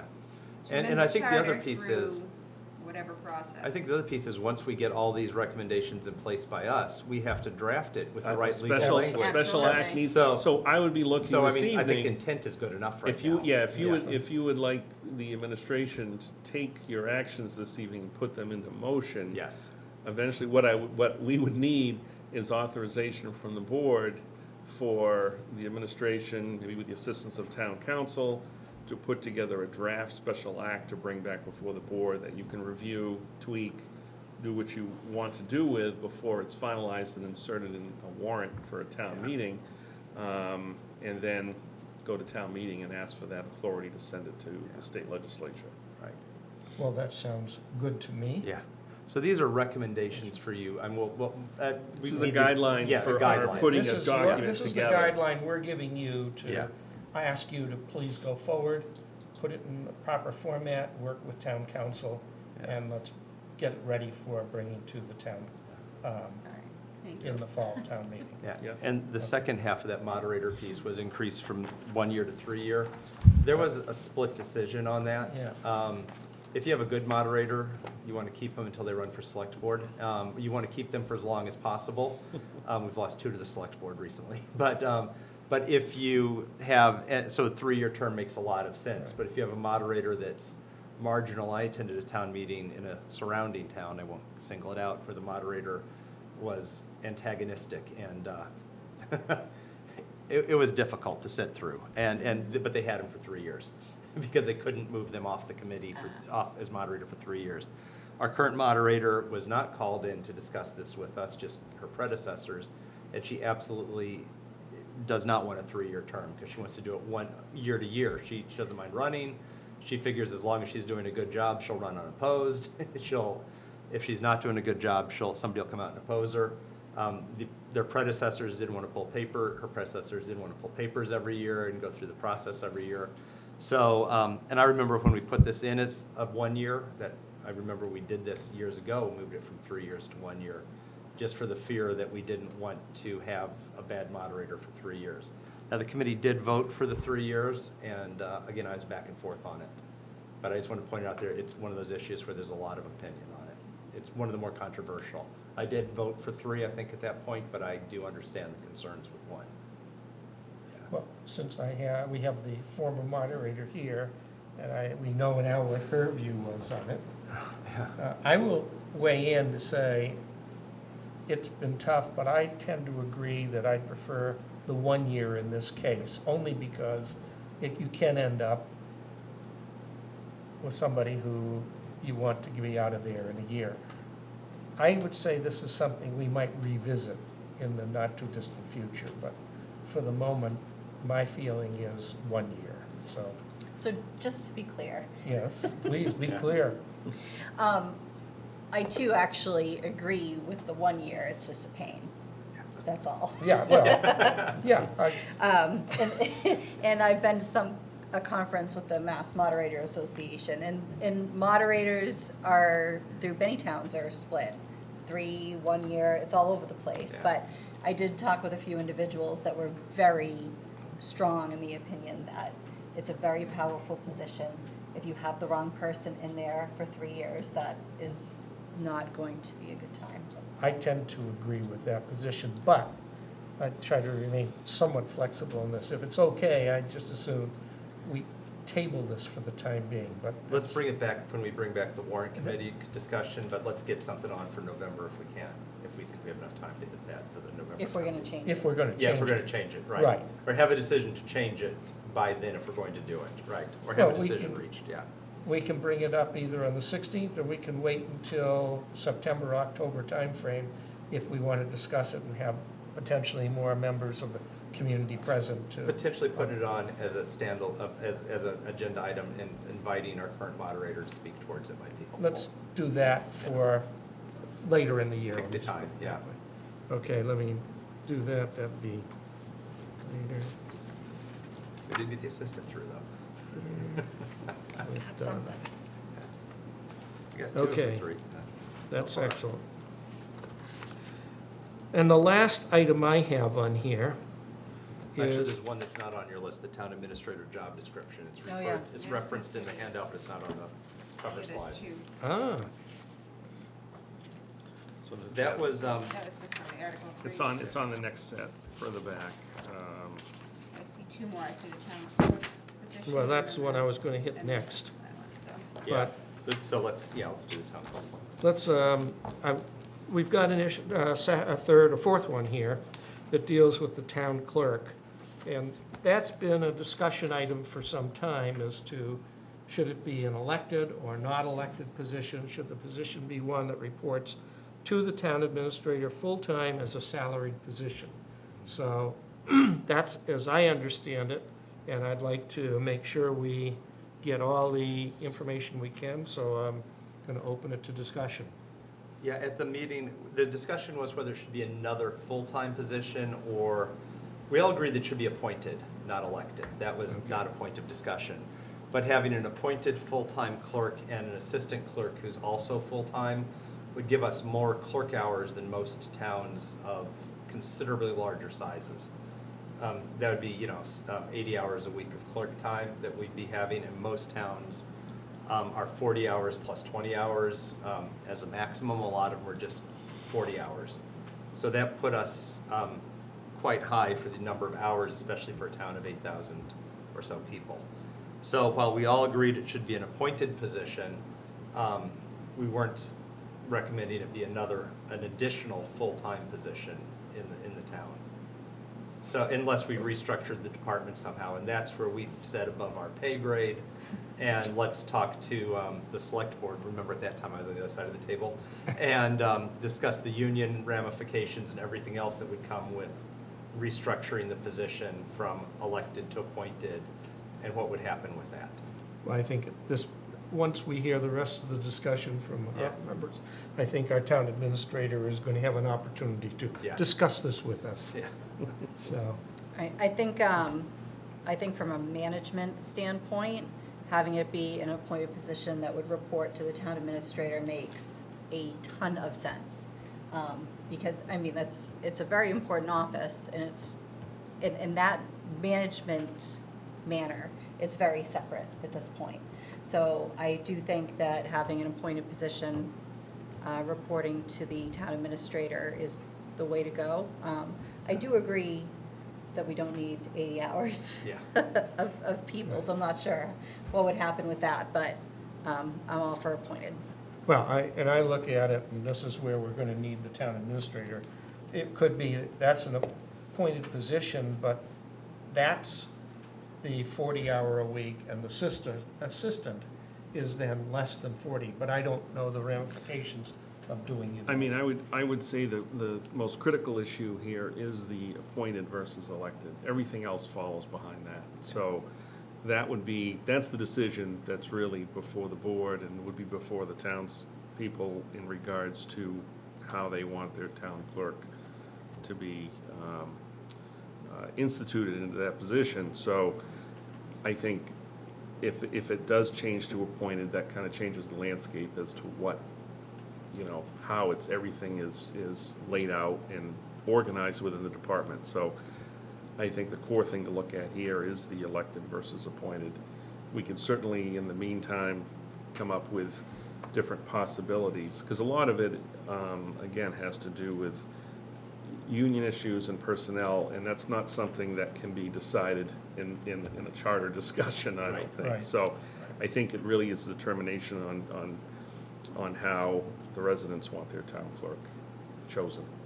And forgive me, but could it be, right now it's set at a minimum or something of 5 hours a week is the expectation? Something like that. Maybe it's 15, but it was a low number of expectations. If it was appointed, it could remain at that level, correct? I wouldn't have to go to Yeah, full-time. if it was appointed, the office could be restructured. Right. Basically. I'm just curious. So Yeah. that was our concern. We Right. didn't know enough about it, so it wasn't really a Right. concern. We just, Right, I think the core issue here is to look at the long-term yeah. effectiveness of the town's operation, and then, if it's approved, then you make adjustments based on the personnel to get where you want to go. So it does become a tricky issue, it's a transitional issue, but I think people should focus mostly on how they want their town clerk chosen and how the accountability of that position is managed. Well, I think that's a pretty clear statement, that we have to make a decision. Do we recommend appointment of the town clerk, is basically what it boils down to. So I'm going to take a motion on that. I'll make a motion Go ahead. that we recommend, phrase it how it needs to be phrased. I recommend that, I'll make a motion that we recommend that the charter be included in our charter modifications. We move from an elected to an appointed town clerk. Second. So moved and seconded to make a recommendation for a change in our charter to allow the town clerk to move from elected to an appointed position reporting to the town administrator. All in favor? Aye. Aye. Opposed? Motion carries unanimously. So I think the marching orders, once again. Very good, You've yes. got them. You've got nothing better to do, I assume, than put these together, so it's going to be an interesting period. The last item on there, the town Somehow, administrator. that one just never came across It's in in back here. It's in there. yeah, okay. This was a very large rewrite that Mr. Gazinski gave us a book on, and it was good, because right now there's a paragraph about what the town administrator does. Right. It's very, very skimpy compared to what other towns do. There was a very detailed one that came out that explained it well. Again, remember, just prior to this, I was on this committee, so at that point, we felt that, yes, we need to flesh it out in much more detail, but we felt the select board should be the ones involved in fleshing out what it looks like. We liked the proposal, we thought that there were a lot of good points in it, but at that point, the town administrator didn't report to us, and none of us were familiar enough with the day-to-day operations and how we thought the day-to-day operations should run, but we did recommend that, while not fully endorsing what was handed to us, we weren't opposed to it either. We just felt that it needed to go through legal review, select board review, and then fleshed out into an agreement that the select board could endorse. We thought there needed to be more detail. More detail, not in what was presented to you, but in what, Is in the charter. okay, Yeah. yeah. We need to move Okay. from one paragraph to Yeah. one 3-line paragraph to a 6 or 7 or 8 paragraph description of what the job Whatever it is. is. Yeah. Yeah. A more detailed description of the Yeah. role of the town administrator. And I remember reading Yes, this I do when you now put it together. myself. I Yeah, just- yeah. Okay, so are there any other discussion items from either the town administrator or anyone else? No, just looking, again, I just want to get clarification, so what we can certainly do is based on the board's discussions this evening, I could begin work with town council to put together at least the outline of a draft special act that includes the changes approved or endorsed by the board, as well as maybe in bold print with question marks, the items you're still reviewing and discussing. So we could certainly put something like that together and try to get a first draft to you by your next regular meeting. That makes a lot of sense. However, I think we ought to empower the town administrator through a vote to say, we agree with the concept of amending the charter for his description. Yes. And we endorse that. And so he will put it together as he's described and we will review it. Right. Is that a fair? So One more please go question. ahead. Sorry. Did you happen to throw that by council at all Oh, before? yeah. You did? Town council So has that- fully reviewed it. Okay. You know, he didn't have any issues with it. He said it's obviously a very large policy issue for the town. The language that's in there is basically, a lot of it is copy and paste from other towns that have really successful operating charters. Some of it is just policy on how much the board wants to have administration handle and how much of the detail work and detailed decisions the board wants to take part in. I would say that if the town is considering moving from a 3-member to a 5-member, it adds more importance to this end of it. It really changes the dynamics and it makes it even more important to be able to have, day-to-day administrative oversight, that decisions can be made and not wait to go back to a 5-member board. For a lot of these things, there's time considerations and there's other issues that I think the board should consider. But I think when you look at the detailed language again, you'll see the areas where you may have questions and others where I think it's pretty clear.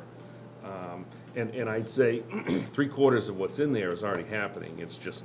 It's happening because the board has, basically delegated a lot of that authority. And so it does leave some gray areas sometimes. So there's definitely, and if it's in Should be a codified. charter, then people can look at it and fully understand what the roles and responsibilities are without doing a lot of research or history as to how the town's been operating. Right. And I think some of it was, and I'm trying to recall back to it, it's been a while since I read the whole thing in detail, but it removed some of the more day-to-day operations from the select board meetings, like some of these appointments possibly would have been handled, and frees up more time for policy and business of the town that the select board needs to focus on, whereas some of the administrative items are focused on by the town administrator. But I think we'll see that as we read it and as it comes out. I think it's worth reviewing. The idea was to refocus the select board on policy, the big picture issues, not some of the smaller items. Well, as I recall, when I read it, some of the things I was looking at, I'm not sure I totally concur with removing some of the functionality from the select board, but that's why we want to empower the town administrator to at least draw up the special article so that we can review it and decide what we think makes sense from the powers that we give, the specific powers that we grant ultimately in the charter to the town administrator versus those which we want to assume for ourselves. So that is where the process will go. I think all we need at this point is to authorize him to draw up the draft for this. Okay. So I'll take, I move that we authorize the town administrator to draw up the draft job description with the intent to edit the charter. Modify the chart, modify the charter amend. for the role of the town, this job description of the town administrator. Second. Okay, it's moved and seconded to allow the town administrator to drop a draft of the role of the town administrator to amend the charter on that role and to review it with the select board as we prepare for that change in the charter. I'll take a vote. All in favor? Aye. Aye. Opposed? Again, motion carries unanimously. So you have a number of items to work on at this stage, and we'll review them and decide how to proceed in the future with them. Thank you. So we finally have had an opportunity to review the charter review, something that I've been looking forward to for a while. The next item is approval of HVAC IFB. Is that correct? And maintenance Yes, IFB. invitation for bids. Invitation for bid, For okay. HVAC. I'm Right. sure just as exciting an item for the board. We are at the point in time where we need to go out to bid again for our HVAC services. And in your packet is an invitation for bids for HVAC repair and maintenance services for 6 municipal buildings.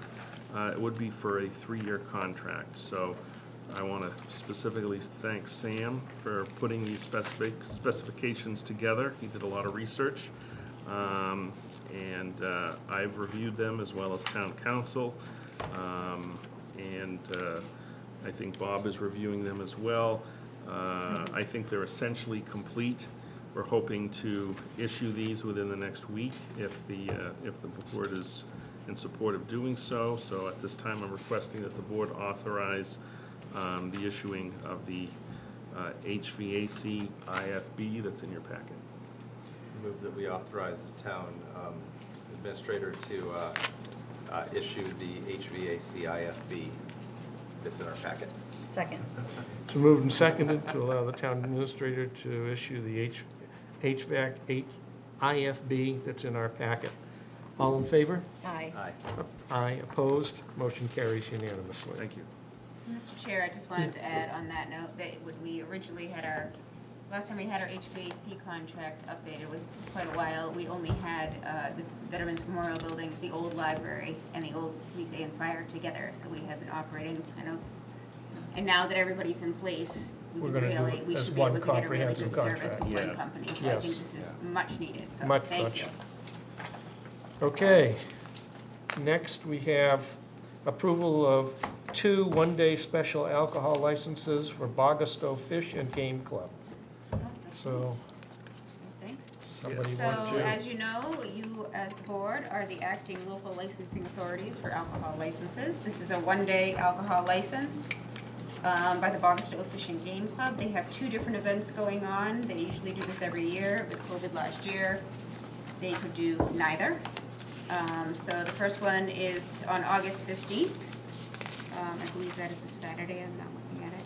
And it's for the 10th annual Bogastock Music Festival from 12 noon to 9 p.m. They ended at 9, so it's not too loud for the residents who happen to be living nearby. They wanted to do all alcohol, and it is not for profit.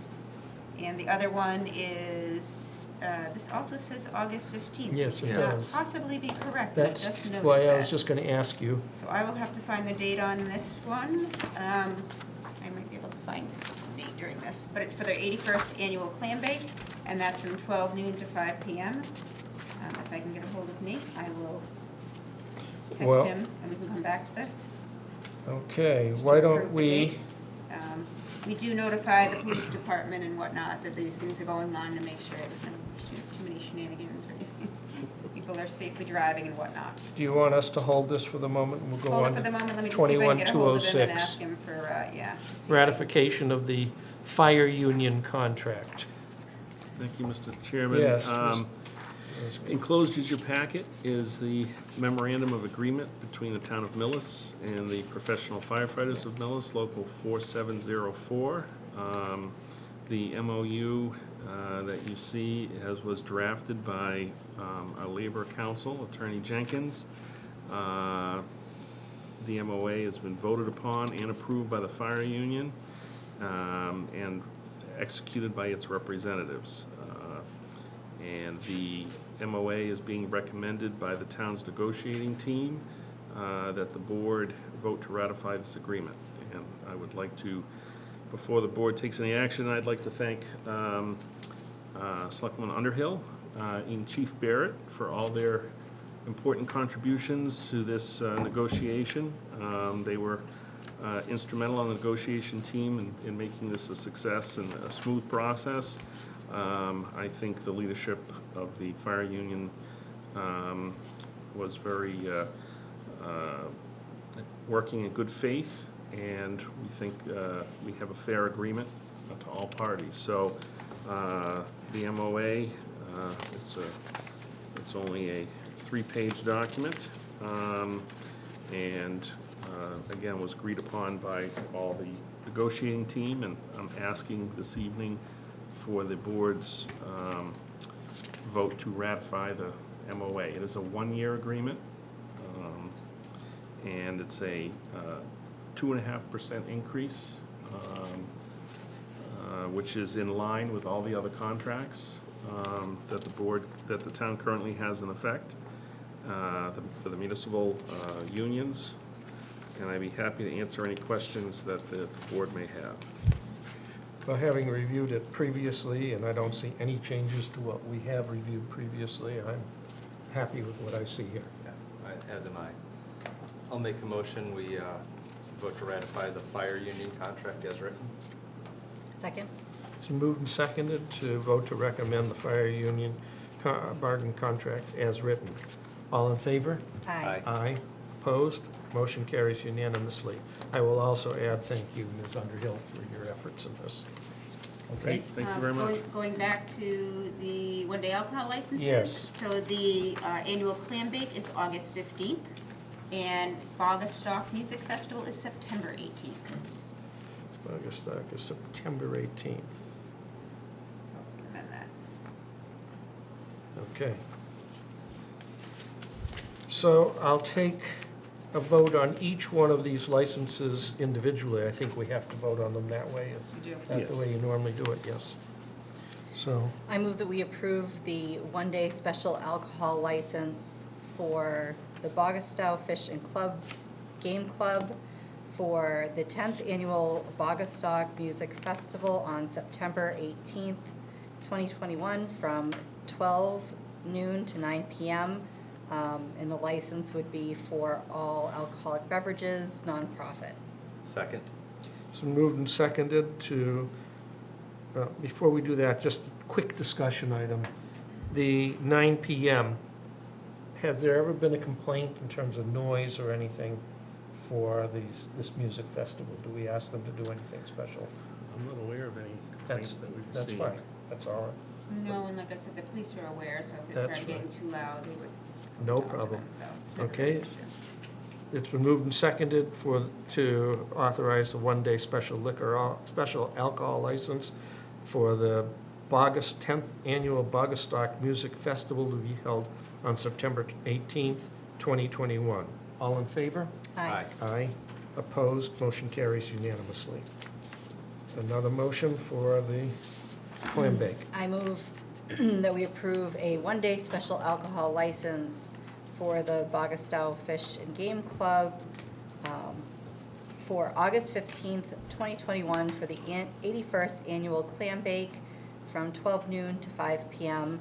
for all alcoholic beverages, nonprofit. Second. So moved and seconded to permit a special alcohol license for Bogastow Fish and Game Club to hold their 81st Annual Clam Bake on August 15th, 2021 for all alcoholic beverages between 12 noon and 5 p.m. All in favor? Aye. Aye. Opposed? Motion carries unanimously. Okay. The next item on the agenda is to discuss the future role, let me put these away, the ratification of the Enterprise Funds Advisory Committee. I'm going to hand out to each of you on the board some thoughts that I want you to at least be aware of at this stage. And these are just my thinking at the moment. Have I got everything here? I think so. And you have one more. Okay, who else needs them? Sam, Okay, that should do it. There have been a number of issues that have come up of late. Sorry about that. And they deal with what we think of as what we expected from the Enterprise Funds Advisory Committee and what's been going on. And what I think we need to do as the board is to clarify what we expect of their role. And to that end, I've given you some of the thoughts that I have. I'm not saying they're good, bad, or indifferent. These are just my thoughts. I'd like to hear from each of you, but I wanted to give you a few moments to have a chance to look at these, since I couldn't review them with you in advance. So this is the time to review them and then to decide how we want to discuss this, and I want to open it in terms of whatever you have to say in this discussion.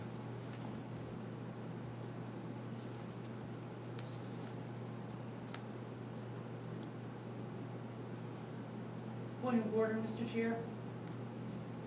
We're in the moment discussing, please let us finish our discussion. Is that a public document? Yeah, would you like, It can we have a it copy will for be a the chair? public document when we're done here, but this is at the moment, how does that go, Mr. Simpson? that's at the discretion of the board. Okay, at the moment, I don't mind sharing it, but let us finish with our review of the document, that's all. Thank you, sir.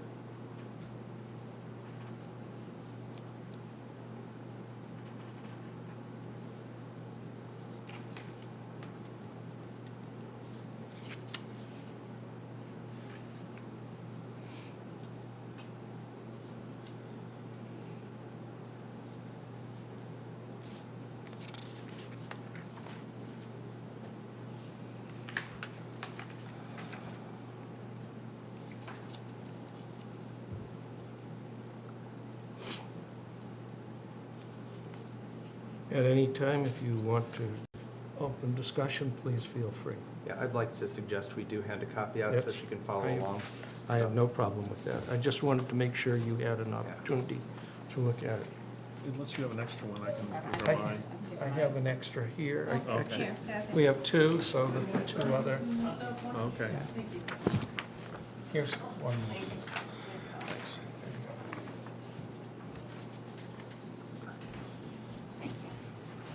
I guess that when I look at it, and having sat on the committee for about a year, like almost a year, yeah, a lot of this is what has been done, and I really want to point out that until I got on the committee, I wasn't aware of the commingling of the enterprise funds and the general funds to the extent that it was.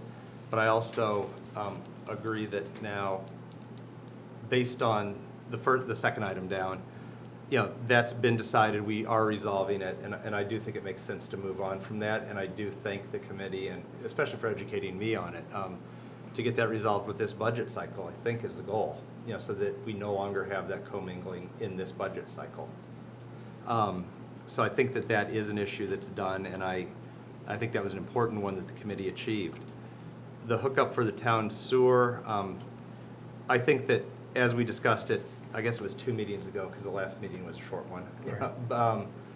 We do need to build that, that priority list. You know, whether that priority list includes, I don't know how it's done, I don't know what others look like, I don't know. I've got my opinion of what needs to be a priority. You know, affordable housing, contributing towards I&I, desirable, I don't know how to phrase it right, but desirable types of development, and I'm not sure what that looks like until I see them. But having a committee that helps write that prioritization list, I think, is critical, and how it's done. Yeah. Yeah. I took that, so that is a really good point, but the way I read into that was just the fact that we have to get people to hook up to sewer. Then that I'm have the reading it hookup. too broadly. I think that we have to I- break but it I into two agree with parts. what you're saying, yes. Then I'd like Yep. to I'd like to change this a little bit. I guess the sewer hookup, broadly stated, I think we need to do 3 things for sewer hookup. Come up with a bylaw, as this says, to encourage people to hook up. Come up with a prioritization list for new projects, because right now at 101 or 102%, and I played around with the worksheet based on the stuff that Jim handed out, and it seems to me that when everybody hooks up, we're at the 85 to 90% when everybody's hooked up that's permitted. So we're going to have some capacity at some point. But how do you manage that last 10 or 15% of capacity is the critical piece for the town's growth. So having a committee that would help us decide and recommend as to what is considered, what do we want to spend our sewer capital on? Do we want to put in another over 55 where it's all $450,000, $500,000 homes, or do we want to put in affordable? What's our priorities there? How do we prioritize our sewer hookup in a clear way that drives the community? And the third piece is a moratorium while developing. And it can be an unofficial moratorium, but I don't want developers coming before us broadly expecting that they're going to get a hookup, like we've had with the 65%. Until we have the prioritization down and we have the capacity, having some comments from this board that we aren't anticipating granting new sewer permits in the foreseeable future. I just want developers wasting their time coming before us for places that I'm going to pretty much vote no on until we get this done. And maybe that's a broader discussion for just us. But the first 2 parts, I think, clearly relate to the committee. How do you drive hookups to the existing one through bylaw? And how do you write a guideline or to encourage favorable development for the town by using sewer to leverage that? I think we need one more step, though. Okay. I think we also need, like a plan moving forward. So we don't have unlimited capacity. Right. At some point, we are going to run out. So what are the ideas or plans and policies we could be looking at moving forward when we don't have capacity to offer? So another piece to Moving that. forward with limited capacity. Right. Because when we do officially hit 100% on both numbers. Then what do we do? We're done. Yeah. I mean, how do you develop? Do we have no more growth? So the long range, I think the sewer hookups, prioritization and future planning for town growth is the most important item on this list. PFAS for safety, and stormwater for noise. The voice, the level of discontent. I agree with the PFAS bit. I think that's good to have them review it and get the word out to the voters and the constituents in town. And stormwater, I think that policy needs to be reviewed and suggestions made on it. So I don't disagree with those 3 big areas. I think sewer water needs a little bit more fleshing out. It was just to Yeah. Yeah. stimulate thought. It was Yeah. not by any stretch perfect in any sense. However, I would like to point out that we should be investigating options with respect to sewer, such as, I think Mr. McKay called them package Package, plants yeah. or Yeah. something like that. I don't know what all the answers are, don't get me wrong, I'm just saying. I will tell you that where I work, at the YMCA I work at, they wouldn't let us tie into the sewer years ago. We had to build a package, where our septic failed, we had to build a package treatment plant. It cost about $3.5 million, and now at work, I'm also talking sewage, which is just, I told them I'm an expert on this topic. If we had a well, I'd talk PFAS. But we have a $3.5 million sewer treatment plant on my property because it's the only way we could Right. continue operating our building. I'm surprised, quite honestly, just to digress for a second, that when Glen Ellen came in, because I kept hearing that it was a package treatment plant from the inception. I mean, I think that's what's tripped us over. It's too much money. Yeah, I think that's what tripped us over on our sewer capacity. I have to be honest Yeah. with you, I had thought initially, that's Yeah. what we had talked with them Yeah. about. There was an initial proposal, but I don't know when it But I changed. don't know Yeah. what happened after that, and that's because I Yeah. probably didn't pay adequate attention, so It that's, was the cost. whatever. Yeah. But the point is, I agree, it's something that we have to deal with for the future.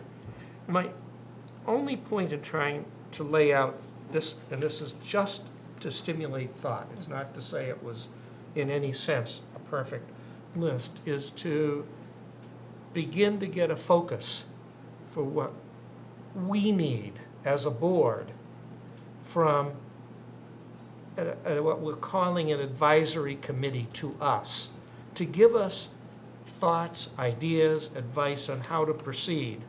It's up to us to make that decision, but we need the input, and as you just heard tonight, we're kind of overwhelmed with all the other things we're doing. We're never going to become the world's experts in these areas, but I would hope that with the talent on the Enterprise Funds Committee, that they could provide us with some of that information and help us to move ahead. I can tell you this, there's no way we're going to be able to, without that advice, write an appropriate bylaw and so on. I think we need that advice dramatically. And the thing I've been looking at, trying to figure out how to do, is the cost study of what savings will come about from the homes that are not hooking up, the 70 homes. Yeah, because there will be savings, but it doesn't reduce everybody's bill by 3-4%, which is what I'm kind of getting that it does. It's the rest of those that haven't even started Right. construction yet that where the big savings going to come. That'll drop the bills by 25 to 30%, Right. those additional ones. But even all I do is math. Even 30 or,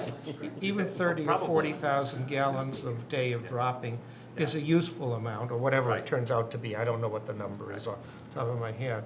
It's just, also we have to keep in mind that those who haven't tied in are basically having the ratepayers in the Sewer Enterprise Fund pay for them, because they are getting charged for that, whether they like it or But not. I'm just trying to quantify I that, understand. because it's going to come down to a vote at town meeting, and if I'm going to be asking people to pay 10,000, if I as a town meeting voter, not me personally, Right. I'm going to ask somebody to pay 5 to 10,000 or so to tie in, Right.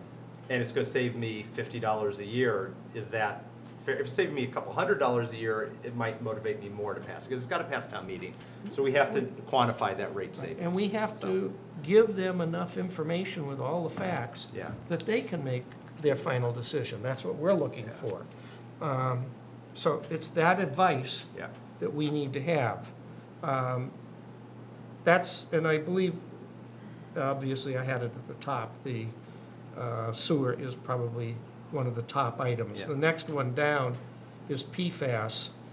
And again, there's a lot there. It's very complicated.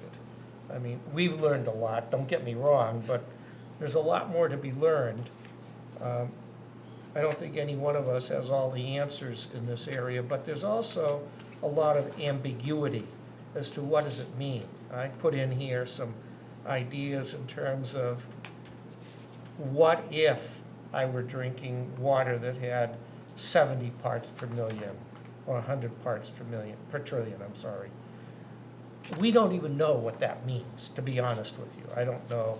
I personally, and I've read a lot now about it, I have no idea whether that's good, bad, or indifferent. I mean, I know one thing, for years, we cooked with Teflon.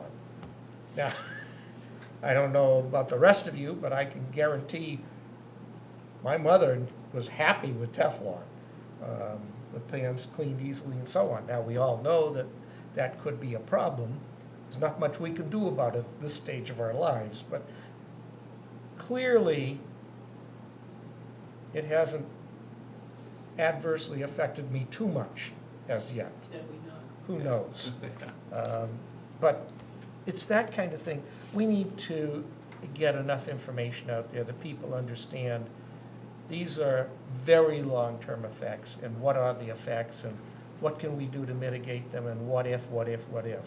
And then there was another piece that I believe Mr. McKay brought to our attention about a week or two ago, and that is if you have a private well and you decide you're going to test for PFAS, once you do that, you are obligated to make sure the state has that information, and then they can force you to put in mitigation facilities. Now, great, I'm not saying that's wrong, but again, the public who have private wells need to know that, because if we understand that a PFAS mitigation system may cost $5,000, and I'm just pulling a number out of the air, I think Mr. McKay or somebody mentioned it, but whatever it is, it's not inconsequential. So we need to understand that. We need to make recommendations along these lines without scaring people so they can understand, okay, if I defer for X amount of time, it is or is not the end of the world. And it's that kind of thing I'm trying to get across. I think that my thought on it is, I don't know that anybody in that committee is going to be capable of saying the impact of 20, 100, or yeah. 500 parts per trillion. If you're in that committee, if you're the people in that committee that can do that and explain it, you're in the wrong place. You need to be out there in the public doing it for money. But I think, though, that getting it written in a way that is not Kleinfelder's highly engineered report and not the lawyers writing a legally non-committal report, but explaining it in common terms, it still is appropriate. I think that's what we're missing. Because that piece that came out was 4 pages long that didn't explain that we're safe. We've taken it, that would be my lead. We've taken it offline. Right. We're not, we buried that in the body of it, and But there's we a lot of also panic, have to you get know? out that, okay, the state has set through Yeah. DEP a standard of 20 parts per trillion. The EPA has set nationally a standard for 70 parts per trillion. Obviously, there's a difference there, and what are the implications? And let's be clear, this committee has sent to both the representatives and the DEP letters where we are requesting that the DEP try to flesh out some of this information, so we get some specific information. We used as an example what's done with radiation, so that very simplistic charts give you an idea of what it means to be exposed to a certain level of radiation over a period of time and what that means to you. And we're asking that they do the same thing with PFAS. Not an unreasonable request, but thus far, we have not had a response directly on that. Anyway, there are a lot of things that I think the committee can help with, and again, are there any other comments? Yeah, so I got the same idea as Craig did, that we're down to 3 main topics here. Yes. We're down to the sewer topic, PFAS, and stormwater. I definitely agreed with Craig and the different components of the sewer. The PFAS, to me, just sounds like, it almost sounds like an impossible task to ask anybody to do that, because we can't even find information from everywhere. But if there can be something more customer, resident facing that would be helpful, I'm all for that. The communication piece, not the science piece. Yeah. And then stormwater, would the committee be in a position to start running with that, though? Don't we need to talk about the policies first? Yeah, we are going to be scheduling that in the near future. I am not requesting that we schedule it for our next meeting, because it will take some time. And it may be that what we'll do is schedule a special meeting for the stormwater, because we need to review the policies. As Craig, you weren't on the committee at the time, but Aaron and I had both, and if I'm putting words in your mouth, let me know, had suggested that the policies needed to be reviewed in terms of encouraging residents for better use of disposing of stormwater, if you will. Yep. And right now, we don't have a good policy in that. We have a start. And there's nothing wrong technically with the start. You have to start somewhere.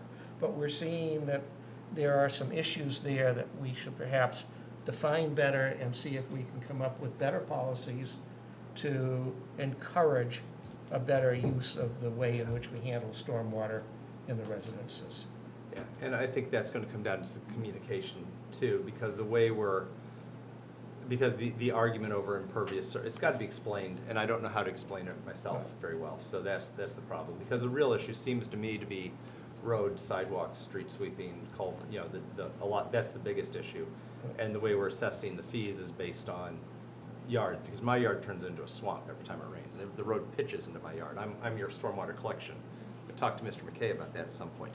But Well, we also told approximately 16 people who applied for abatements that we couldn't do it because the policy as written wouldn't permit it.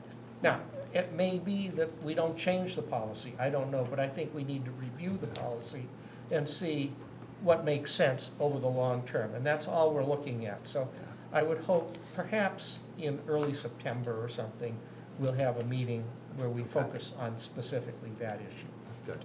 Okay? So that's where we stand. Now I'm going to open it to the audience, and then, yes, please, Ms. McGinnis.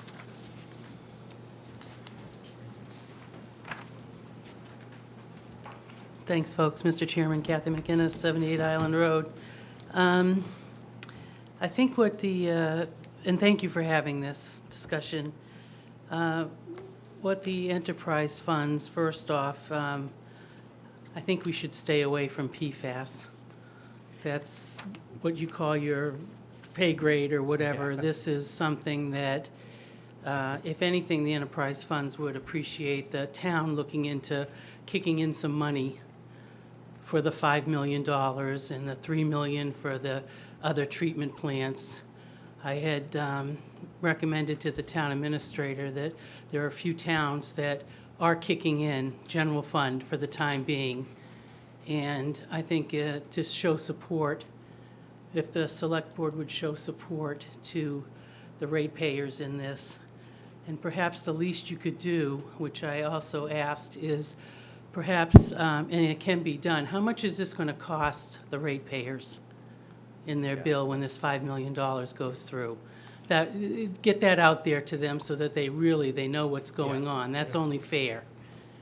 We're going to have to begin to address all this, we know. Right. We know. And Mr. Chairman, Yeah. sorry to interrupt, Kathy. No, no. But I think that, as you said, staying away from PFAS, but I think the two things you just recommended are the level of recommendation Right. I'd like to see coming out of that Oh, committee. okay, I Yeah, thought so- you were, and I want to just remind Yeah. you that what you signed tonight, do I go by number 1 on the director or number 5? Kleinfelder is doing a public education and outreach for, you could use it for stormwater or for other Yeah. purposes. So I would leave it to them to do the outreach because I guess my you're take- just putting good hours We'll into have- we'll- bed. I think it makes some sense. We have to think about that, and it's. Right. And my a thought was discussion. just reviewing it with a non-Kleinfelder set of eyes, Yes, just to see if that's there's some way part to of what- make it clearer. You know? Well, I like to because the- lead with it safe. The committee has a lot Yeah. of people of varying experiences and backgrounds, so there could be other things that, Yeah. I think we have to Could be. make sure it's open to all thoughts, whether it's the committee or people in town, whatever, but yes, we agree. And if there's just one other thing, I might, well, probably a few more, but as we're having a general discussion now, I understand that the time slips for the DPW now reflect the hours they put into each bucket, as Craig used to call it. And the, although the enterprise fund discussed it tonight but didn't vote because we didn't have a quorum, we would recommend that all departments that are claiming work being done on the water, sewer, and stormwater also do the timesheets so that an accurate, I think this is something that we have to leave to the discretion of the town administrator, to be Right. very frank. right. So, I've I given these appreciate- to I him, appreciate so what I you're just saying, want but- I want to make sure. Also, the last item was, I don't know when you were on the board or not, but the bylaw for the buying back from the people that it's in front of. There was a discrepancy, what I understood amongst the board, the select board, was you didn't want to fine the people for having, there was a discussion from town council that you could fine people that have it in front of them that aren't using it. I think before the enterprise fund does all this research, our committee needs to for you to tell us where to go with this. It doesn't make sense for a committee, for me, to spend multiple meetings on A, B, C, or D if all of a sudden you say, we're not supporting any sort of fine, if I'm explaining myself. we have an obligation to give you direction on what we need for information out of the committee. And I would say we will do that in terms of what we're trying to achieve and some suggestions as how we might think about it. But we look to the committee then to come up with, first, does that make sense from their perspective? And secondly, to assist us in writing the bylaw to achieve the end result that we're looking for. So what I hear from you, Mr. Chair, is that you don't, the committee's not to prepare the actual bylaw, perhaps some bullet points that, you know, Craig and I discussed this a lot, that would aid you in the direction you want town council to write the bylaw.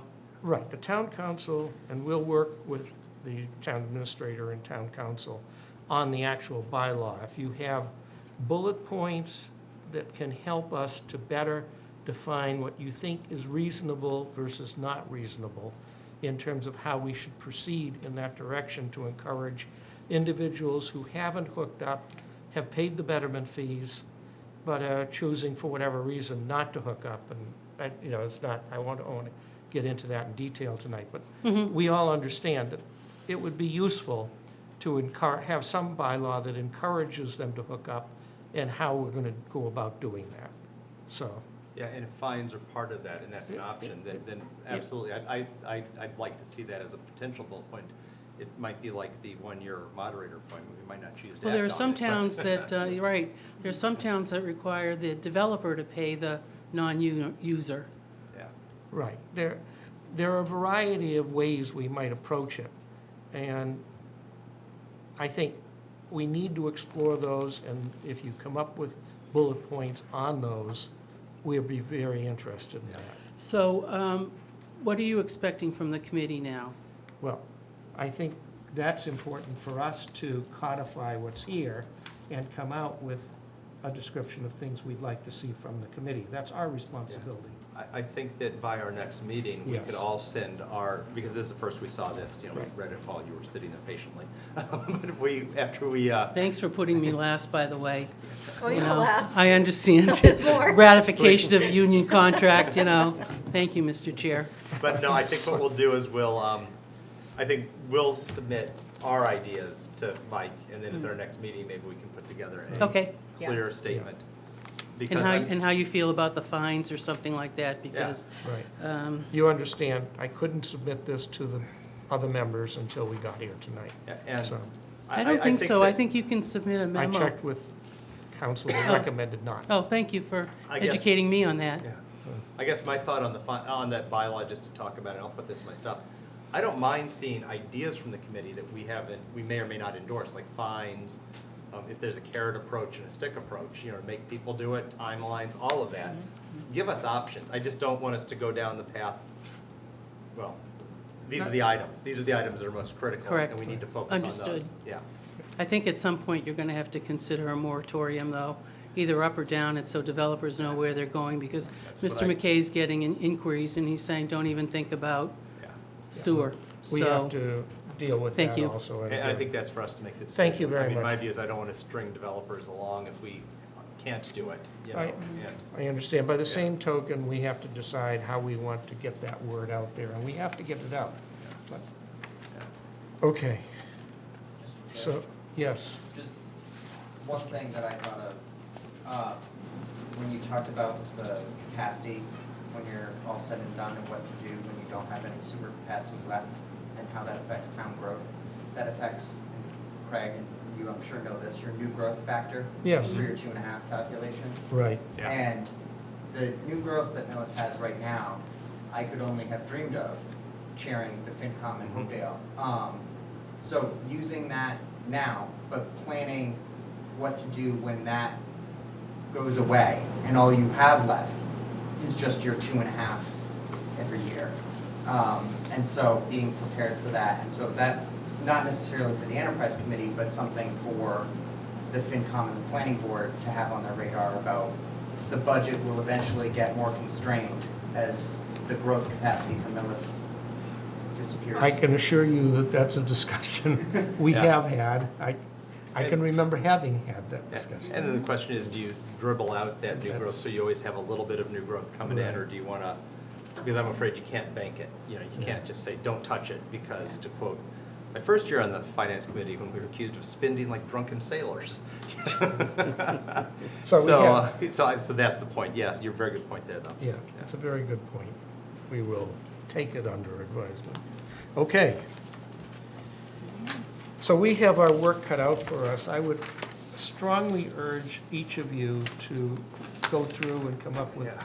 specific items as to how we want to ask the Enterprise Funds Committee to assist us Yeah. in these. And Mr. Chairman, could I ask that through Karen or the town moderator, you mail that to us in a Word document? I find it much easier if I just start editing stuff than starting with a blank piece of Yes. paper. I will make sure. Not they a get PDF. Word document, yes. Yes, if you send it to me, then I'll. No, I'll get See it if to Scott- you, I Oh, did you come it up? assure you. Now that it's a public document, you can. Now that it's Yeah. public, I can Yeah. get it out there. It's just, there were constraints. Mr. Chairman. Okay. Oh, excuse me, Sorry. Scott. Scott Fusey, 411 UC. Thank you to the Enterprise Committee for a lot of this hard work.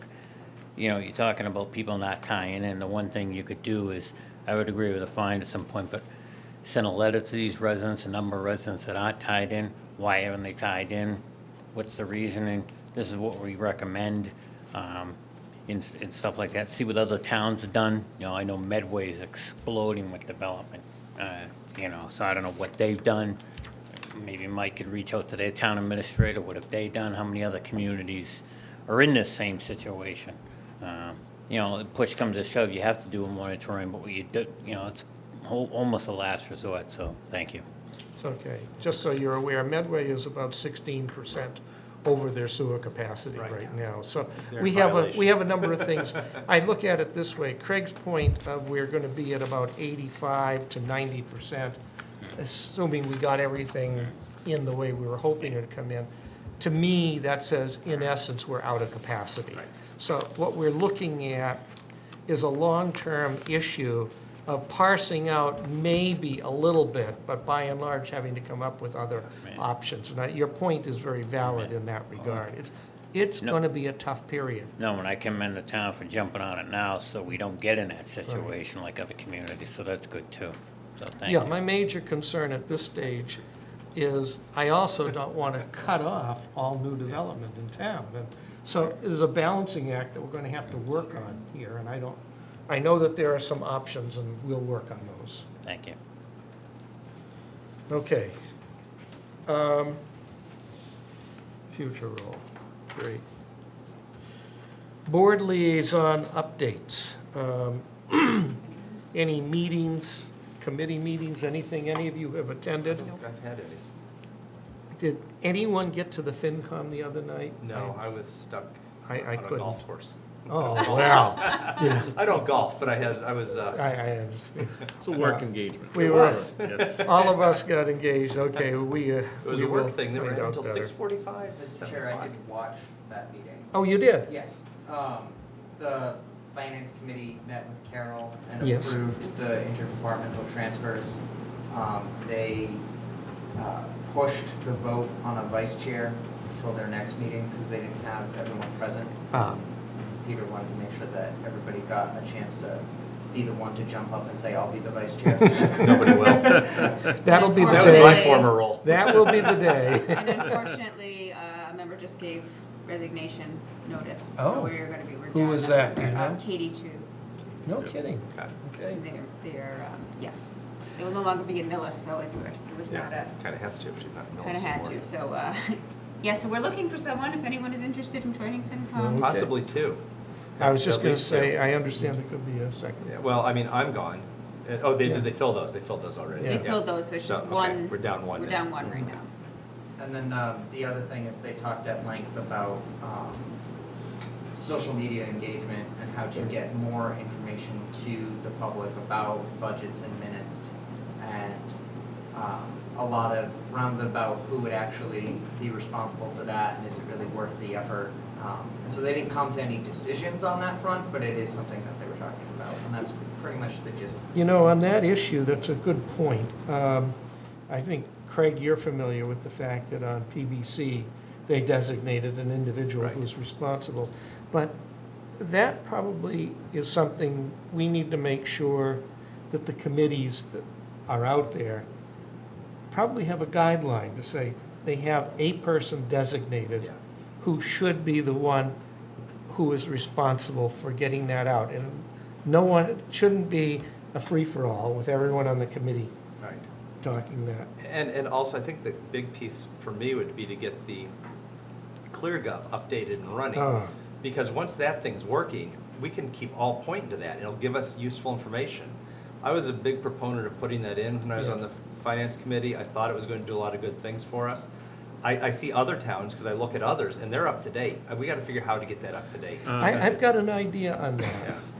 We have an individual in town who pushed that very hard, who is also, we've agreed, can be on the Charter Review Committee, not Charter Review, the Capital Planning Committee, who has a very good understanding of the finances of the town, and I think he might be somebody that we should approach and ask him if he'd be willing to try to push this for us. Because he's got plenty of time on his hands, right? Yeah, we'll see. As long as it's not doing any actual computer work.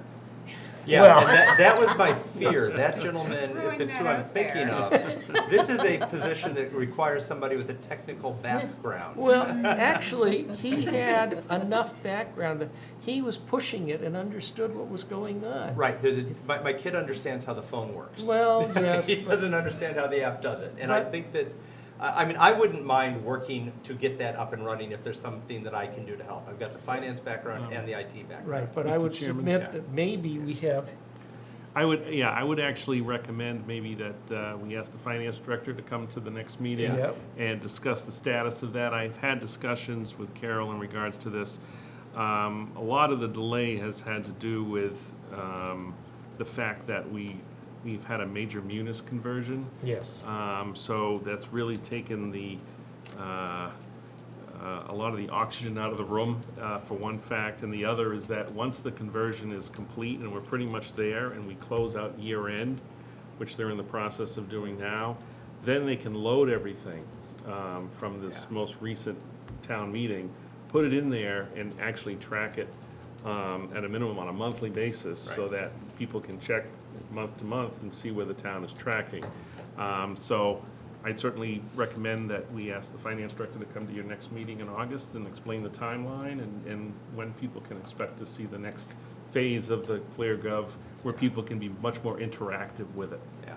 Well, And let's if you let's need a get him champion on the, get her on the yeah, if agenda. you need a champion on the select board to work with her on anything on that, I do business intelligence for work. This is an application that I get, that I believe in, that I would commit to assisting in any way possible, That's, you know? Sure. if Be you happy have to the hear that. bandwidth to do She'd it. love that. that's I'm Yeah, off she the would love charter that. review committee unless you reconvene us for any silly reason. So, really, Karen, I don't know when the Economic Development Committee meets. I don't know if they've met or not. I haven't gotten any invites for it, so Bob can make sure. I don't think they have met recently. Good, if you can but just yeah. make sure that Yeah. I'm on that, because I Yeah. took that one over.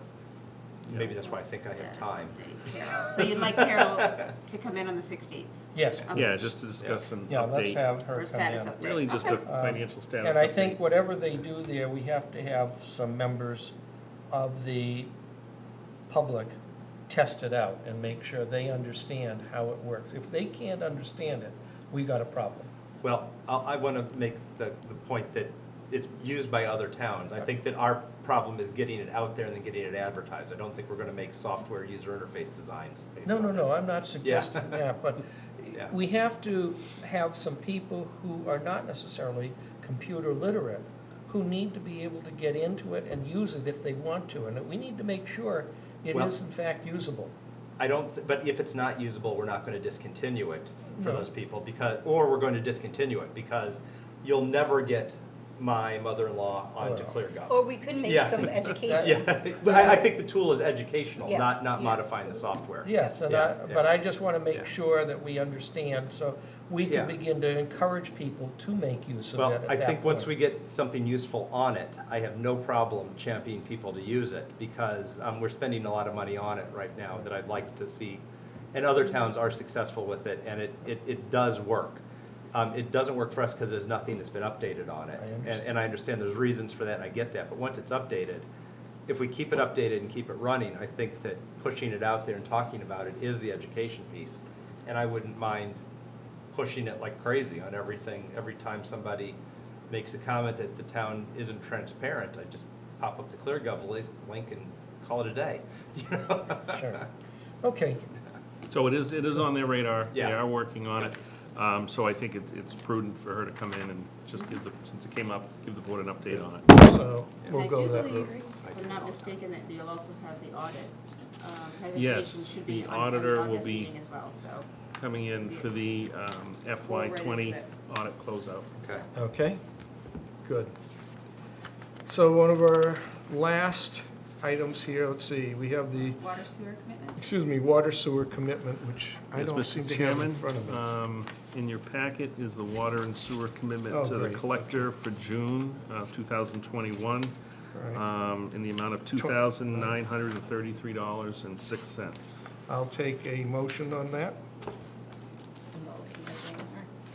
Oh, I make a motion that we approve the total commitment for $2,933.06. Second. Second. So moved and seconded to approve the Water Sewer Department commitment to the collector for June 2021 in the amount of $2,933.06. All in favor? Aye. Aye. Opposed? Motion carries unanimously. Thank you. Setting upcoming meeting schedule, we do have the one on the 16th. And we're going to essentially try to take the rest of the month of August and early September off, which I, for one, will be very happy to do that.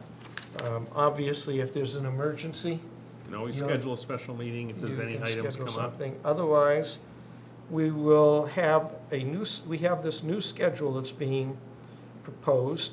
And basically, it's much along the lines of what we've been doing in the past. November 22nd, I haven't looked at my calendar. I'm assuming that's not Thanksgiving. Thanksgiving's the following week. Oh, yeah, it'll be a Thursday. Okay. Yeah, Mr. Chairman, I just have a question on this. Is there enough time to get things ready for a town meeting on November 8th? And get into the finance committee in enough time for them to act on it? I don't know how big the warrant's gonna be. I don't know what we're anticipating. We usually have the fall town meeting around the first half of November. Right. I think he means in regards to Oh, spacing It has out to I our- do mean, there's preparing. really Okay. only, Yeah. well, at this 3 meetings stage, before the finance committee is gonna start Right. needing to get stuff. At Well, this you may stage, have a special meeting in there just Okay. for the purpose of the warrant, we perhaps. don't even have the warrant information up yet. And I would like to argue as When will you the open the former warrant? position that I had, getting something to them as soon as possible. We- We can't, we can't cut it as close as we've cut it the last several years, not every year, but the last So, several. At this rate, you'd be opening the warrant on the 13th? Yes, opening on the 13th and would close on the 27th. Goes on the 27th? So we have to, when we That's enough reconvene. time as long as we don't keep adding other things to it. Exactly. Right. So it's We- gotta be pretty much a hard close. And unfortunately, even if we met in August, we wouldn't necessarily have that much more. No, I'm not saying, I'm not But- advocating an August meeting. I'm So- saying, do we have You're to saying go, maybe an extra in do we have to go October? September 27th, whatever the next Monday Well, is? Well, I that's- think that's- that's something we will Yeah. determine on the 13th. Okay. Like you, having been Yeah. chair of the FinCom for a number of years, I hated the fact that at the last moment we got everything. But we've discussed that before, and we agree. If we have to have a special meeting, we will do so. Yeah, even if we get placeholder items on that are Right. clearly enumerated, like for instance, the charter review. The bullet points we're discussing, the items behind it, and the actual legal language can be opened and modified and changed, but we won't add or delete an item, you know? Well, at this Would be stage, my I think suggestion. we have to move along those lines. Yeah. How much we can do and with minimal change is the object. I would Right. hope not to have much, if any. Yeah. But I don't want to preclude that something comes up on the 13th or the 27th, and we say, we have to do something, but. Oh, I don't sure, mind that, but something coming up on October 25th, Yeah, that'd be a I deal breaker. We all, look. And it's happened. you know? We've had that before. We do our best to try to avoid it. That's Yeah, all well, the there is. warrant would actually have to be posted by the Yeah, 25th. so because we can't wait that Yeah. long for a lot of That's reasons. too tight, Yeah. yeah. They have to So- have 2 weeks to print it, and Yeah, October 12th. We just got to make sure that we are, and honestly, you know, we have not been good about this for the last 4 or 5 years. It's been just a rush at the select board, at the FinCom. Towards the end. The only date I'd like to speak to Yes. is that I'd like to go on record that I expect a birthday cake on Monday, November 22nd. And a party hat. No. Okay. I'm in, I love a party. All right, let's do it. Conceivably, do we even need to meet that night? Because it's Oh, after I town mean, meeting. I'm not gonna have any great plans. I'll be, Also, I'll just be to note, is available. that Tuesday, October 12th is right after Columbus Day weekend, so that's why it's a Tuesday. That's why it's a Tuesday. Yeah. So I don't know if you may Oh. want to do the Monday prior to Right. that, not that Tuesday. I knew after that's that, why so they had the something to think 12th, about. so. Mhm. Okay, we'll be flexible, and I promise you, if we agree we're gonna have to have a special meeting, we will do so. Okay. Our object is, for the meeting in September, we'll have enough of a draft of the articles that we On the feel. 27th, hopefully, right? We open the warrant on the 13th. We have to open it on the 13th, which means we have to have the article, the initial set of articles available, otherwise you have nothing to open it with. Right. And- Yeah, we'll have an outline or a draft list of the, Right. all the expected articles, and you'll have all the And details then of if them. something comes up on the 13th that we say we have to have a special meeting, so be it. Or if something comes up right after the 27th. But it can't be, we can't have a whole bunch of article changes from the Right. 12th on, to be very frank. At that Oh, point, yeah. we're running into too much of a deadline. Well, Oh, I Mr. Chair, as agree. I was telling Sam earlier, we were talking about this earlier, we have the annual town meeting in the spring, that's supposed to be the bulk of everything. I The- understand. The fall is always supposed to be the catch-all for just Yeah. extra stuff. Right. That has never been the case, we always seem to get into really big decisions in the fall, but that was never how it was intended. Well, Well, hopefully we also we don't- intended that zoning was the fall, a lot of zoning, but that never was the case. That's all gone I to the know. spring because we've decided those are requiring the full Are we doing that? attendance. And then lastly, right, are you setting up a special meeting to discuss the Well- stormwater? That was I'm my. on it. Thanks, Erin. Okay. I'm like, I did I had just talked, miss something? I had talked about that earlier, and I guess the answer is, if we want a special meeting, then I would say it's going to have to be sometime, preferably the week of the 13th. Now, it could be a Saturday or a Sunday, for all I care. In Can I make a September, do you suggestion? mean? Could I Yes. ask a question, though? Isn't a change to the stormwater going to impact the enterprise funds at the budget in May? Because that's when To the credit manual, you're saying? yeah, I mean, it's not going to impact, I'm just wondering, does it have to fit in could it be November, December, January? I mean, does it have to be in the first part of the year? Because I'm thinking that from now until town meeting, it's mostly getting ready for town meeting. And we're not going to change this at town meeting. Well, if So- you have a bylaw change in the stormwater, then you do need it for the town meeting, and if we want it to be in effect for. Okay, so then we'd have to schedule it in early September Right, for that but meeting. it doesn't Yeah. necessarily have to be, But we don't need to change a bylaw No. to change that credit policy, Right, I don't think we do. right? the, Isn't that the, The manual? no, but if you change the manual, if I'm not mistaken, doesn't that require a bylaw change? Because as I was reading it, these, Yeah, we're gonna have to check on that again to see what Yeah. aspects may require town meeting and which Yeah. ones don't. right, So that's part of what I think the board is gonna need to discuss at that special meeting is, what the process is to make changes to different aspects of Well, that. my take would be if it does not require a town meeting, we have our meeting about the Do it stormwater after town meeting. We- If it does, then we have to squeeze it in early. right. Yeah. We all, I think we can all agree on that. Yeah. Let's find All right. out, Yeah. and we'll know by September 13th, Yes, obviously. we will. And we'll then move forward accordingly. Yeah. okay. Yeah, none of us want more meetings than we have to have, let me tell you. I want to have the right meetings at the right time, though, too. Yes. Okay. Exactly. Does anyone have a problem with the Right, schedule Sam. as it's presently proposed? No. Okay. No, I'm good with that. This is Sam's last This- meeting, so he's saying he doesn't Yes. care how many meetings we have. Yeah, we can meet every Oh, I week from get it now now. on. Then I will take a final motion for tonight. Move that we adjourn. Second. So moved and seconded that we adjourn. Now, I want to have any discussion, is there? No. No? I'll take a vote. Aye. All in favor? Aye. Opposed? Nice. Meeting adjourned. Thank Didn't you. want further discussion, I can't understand that.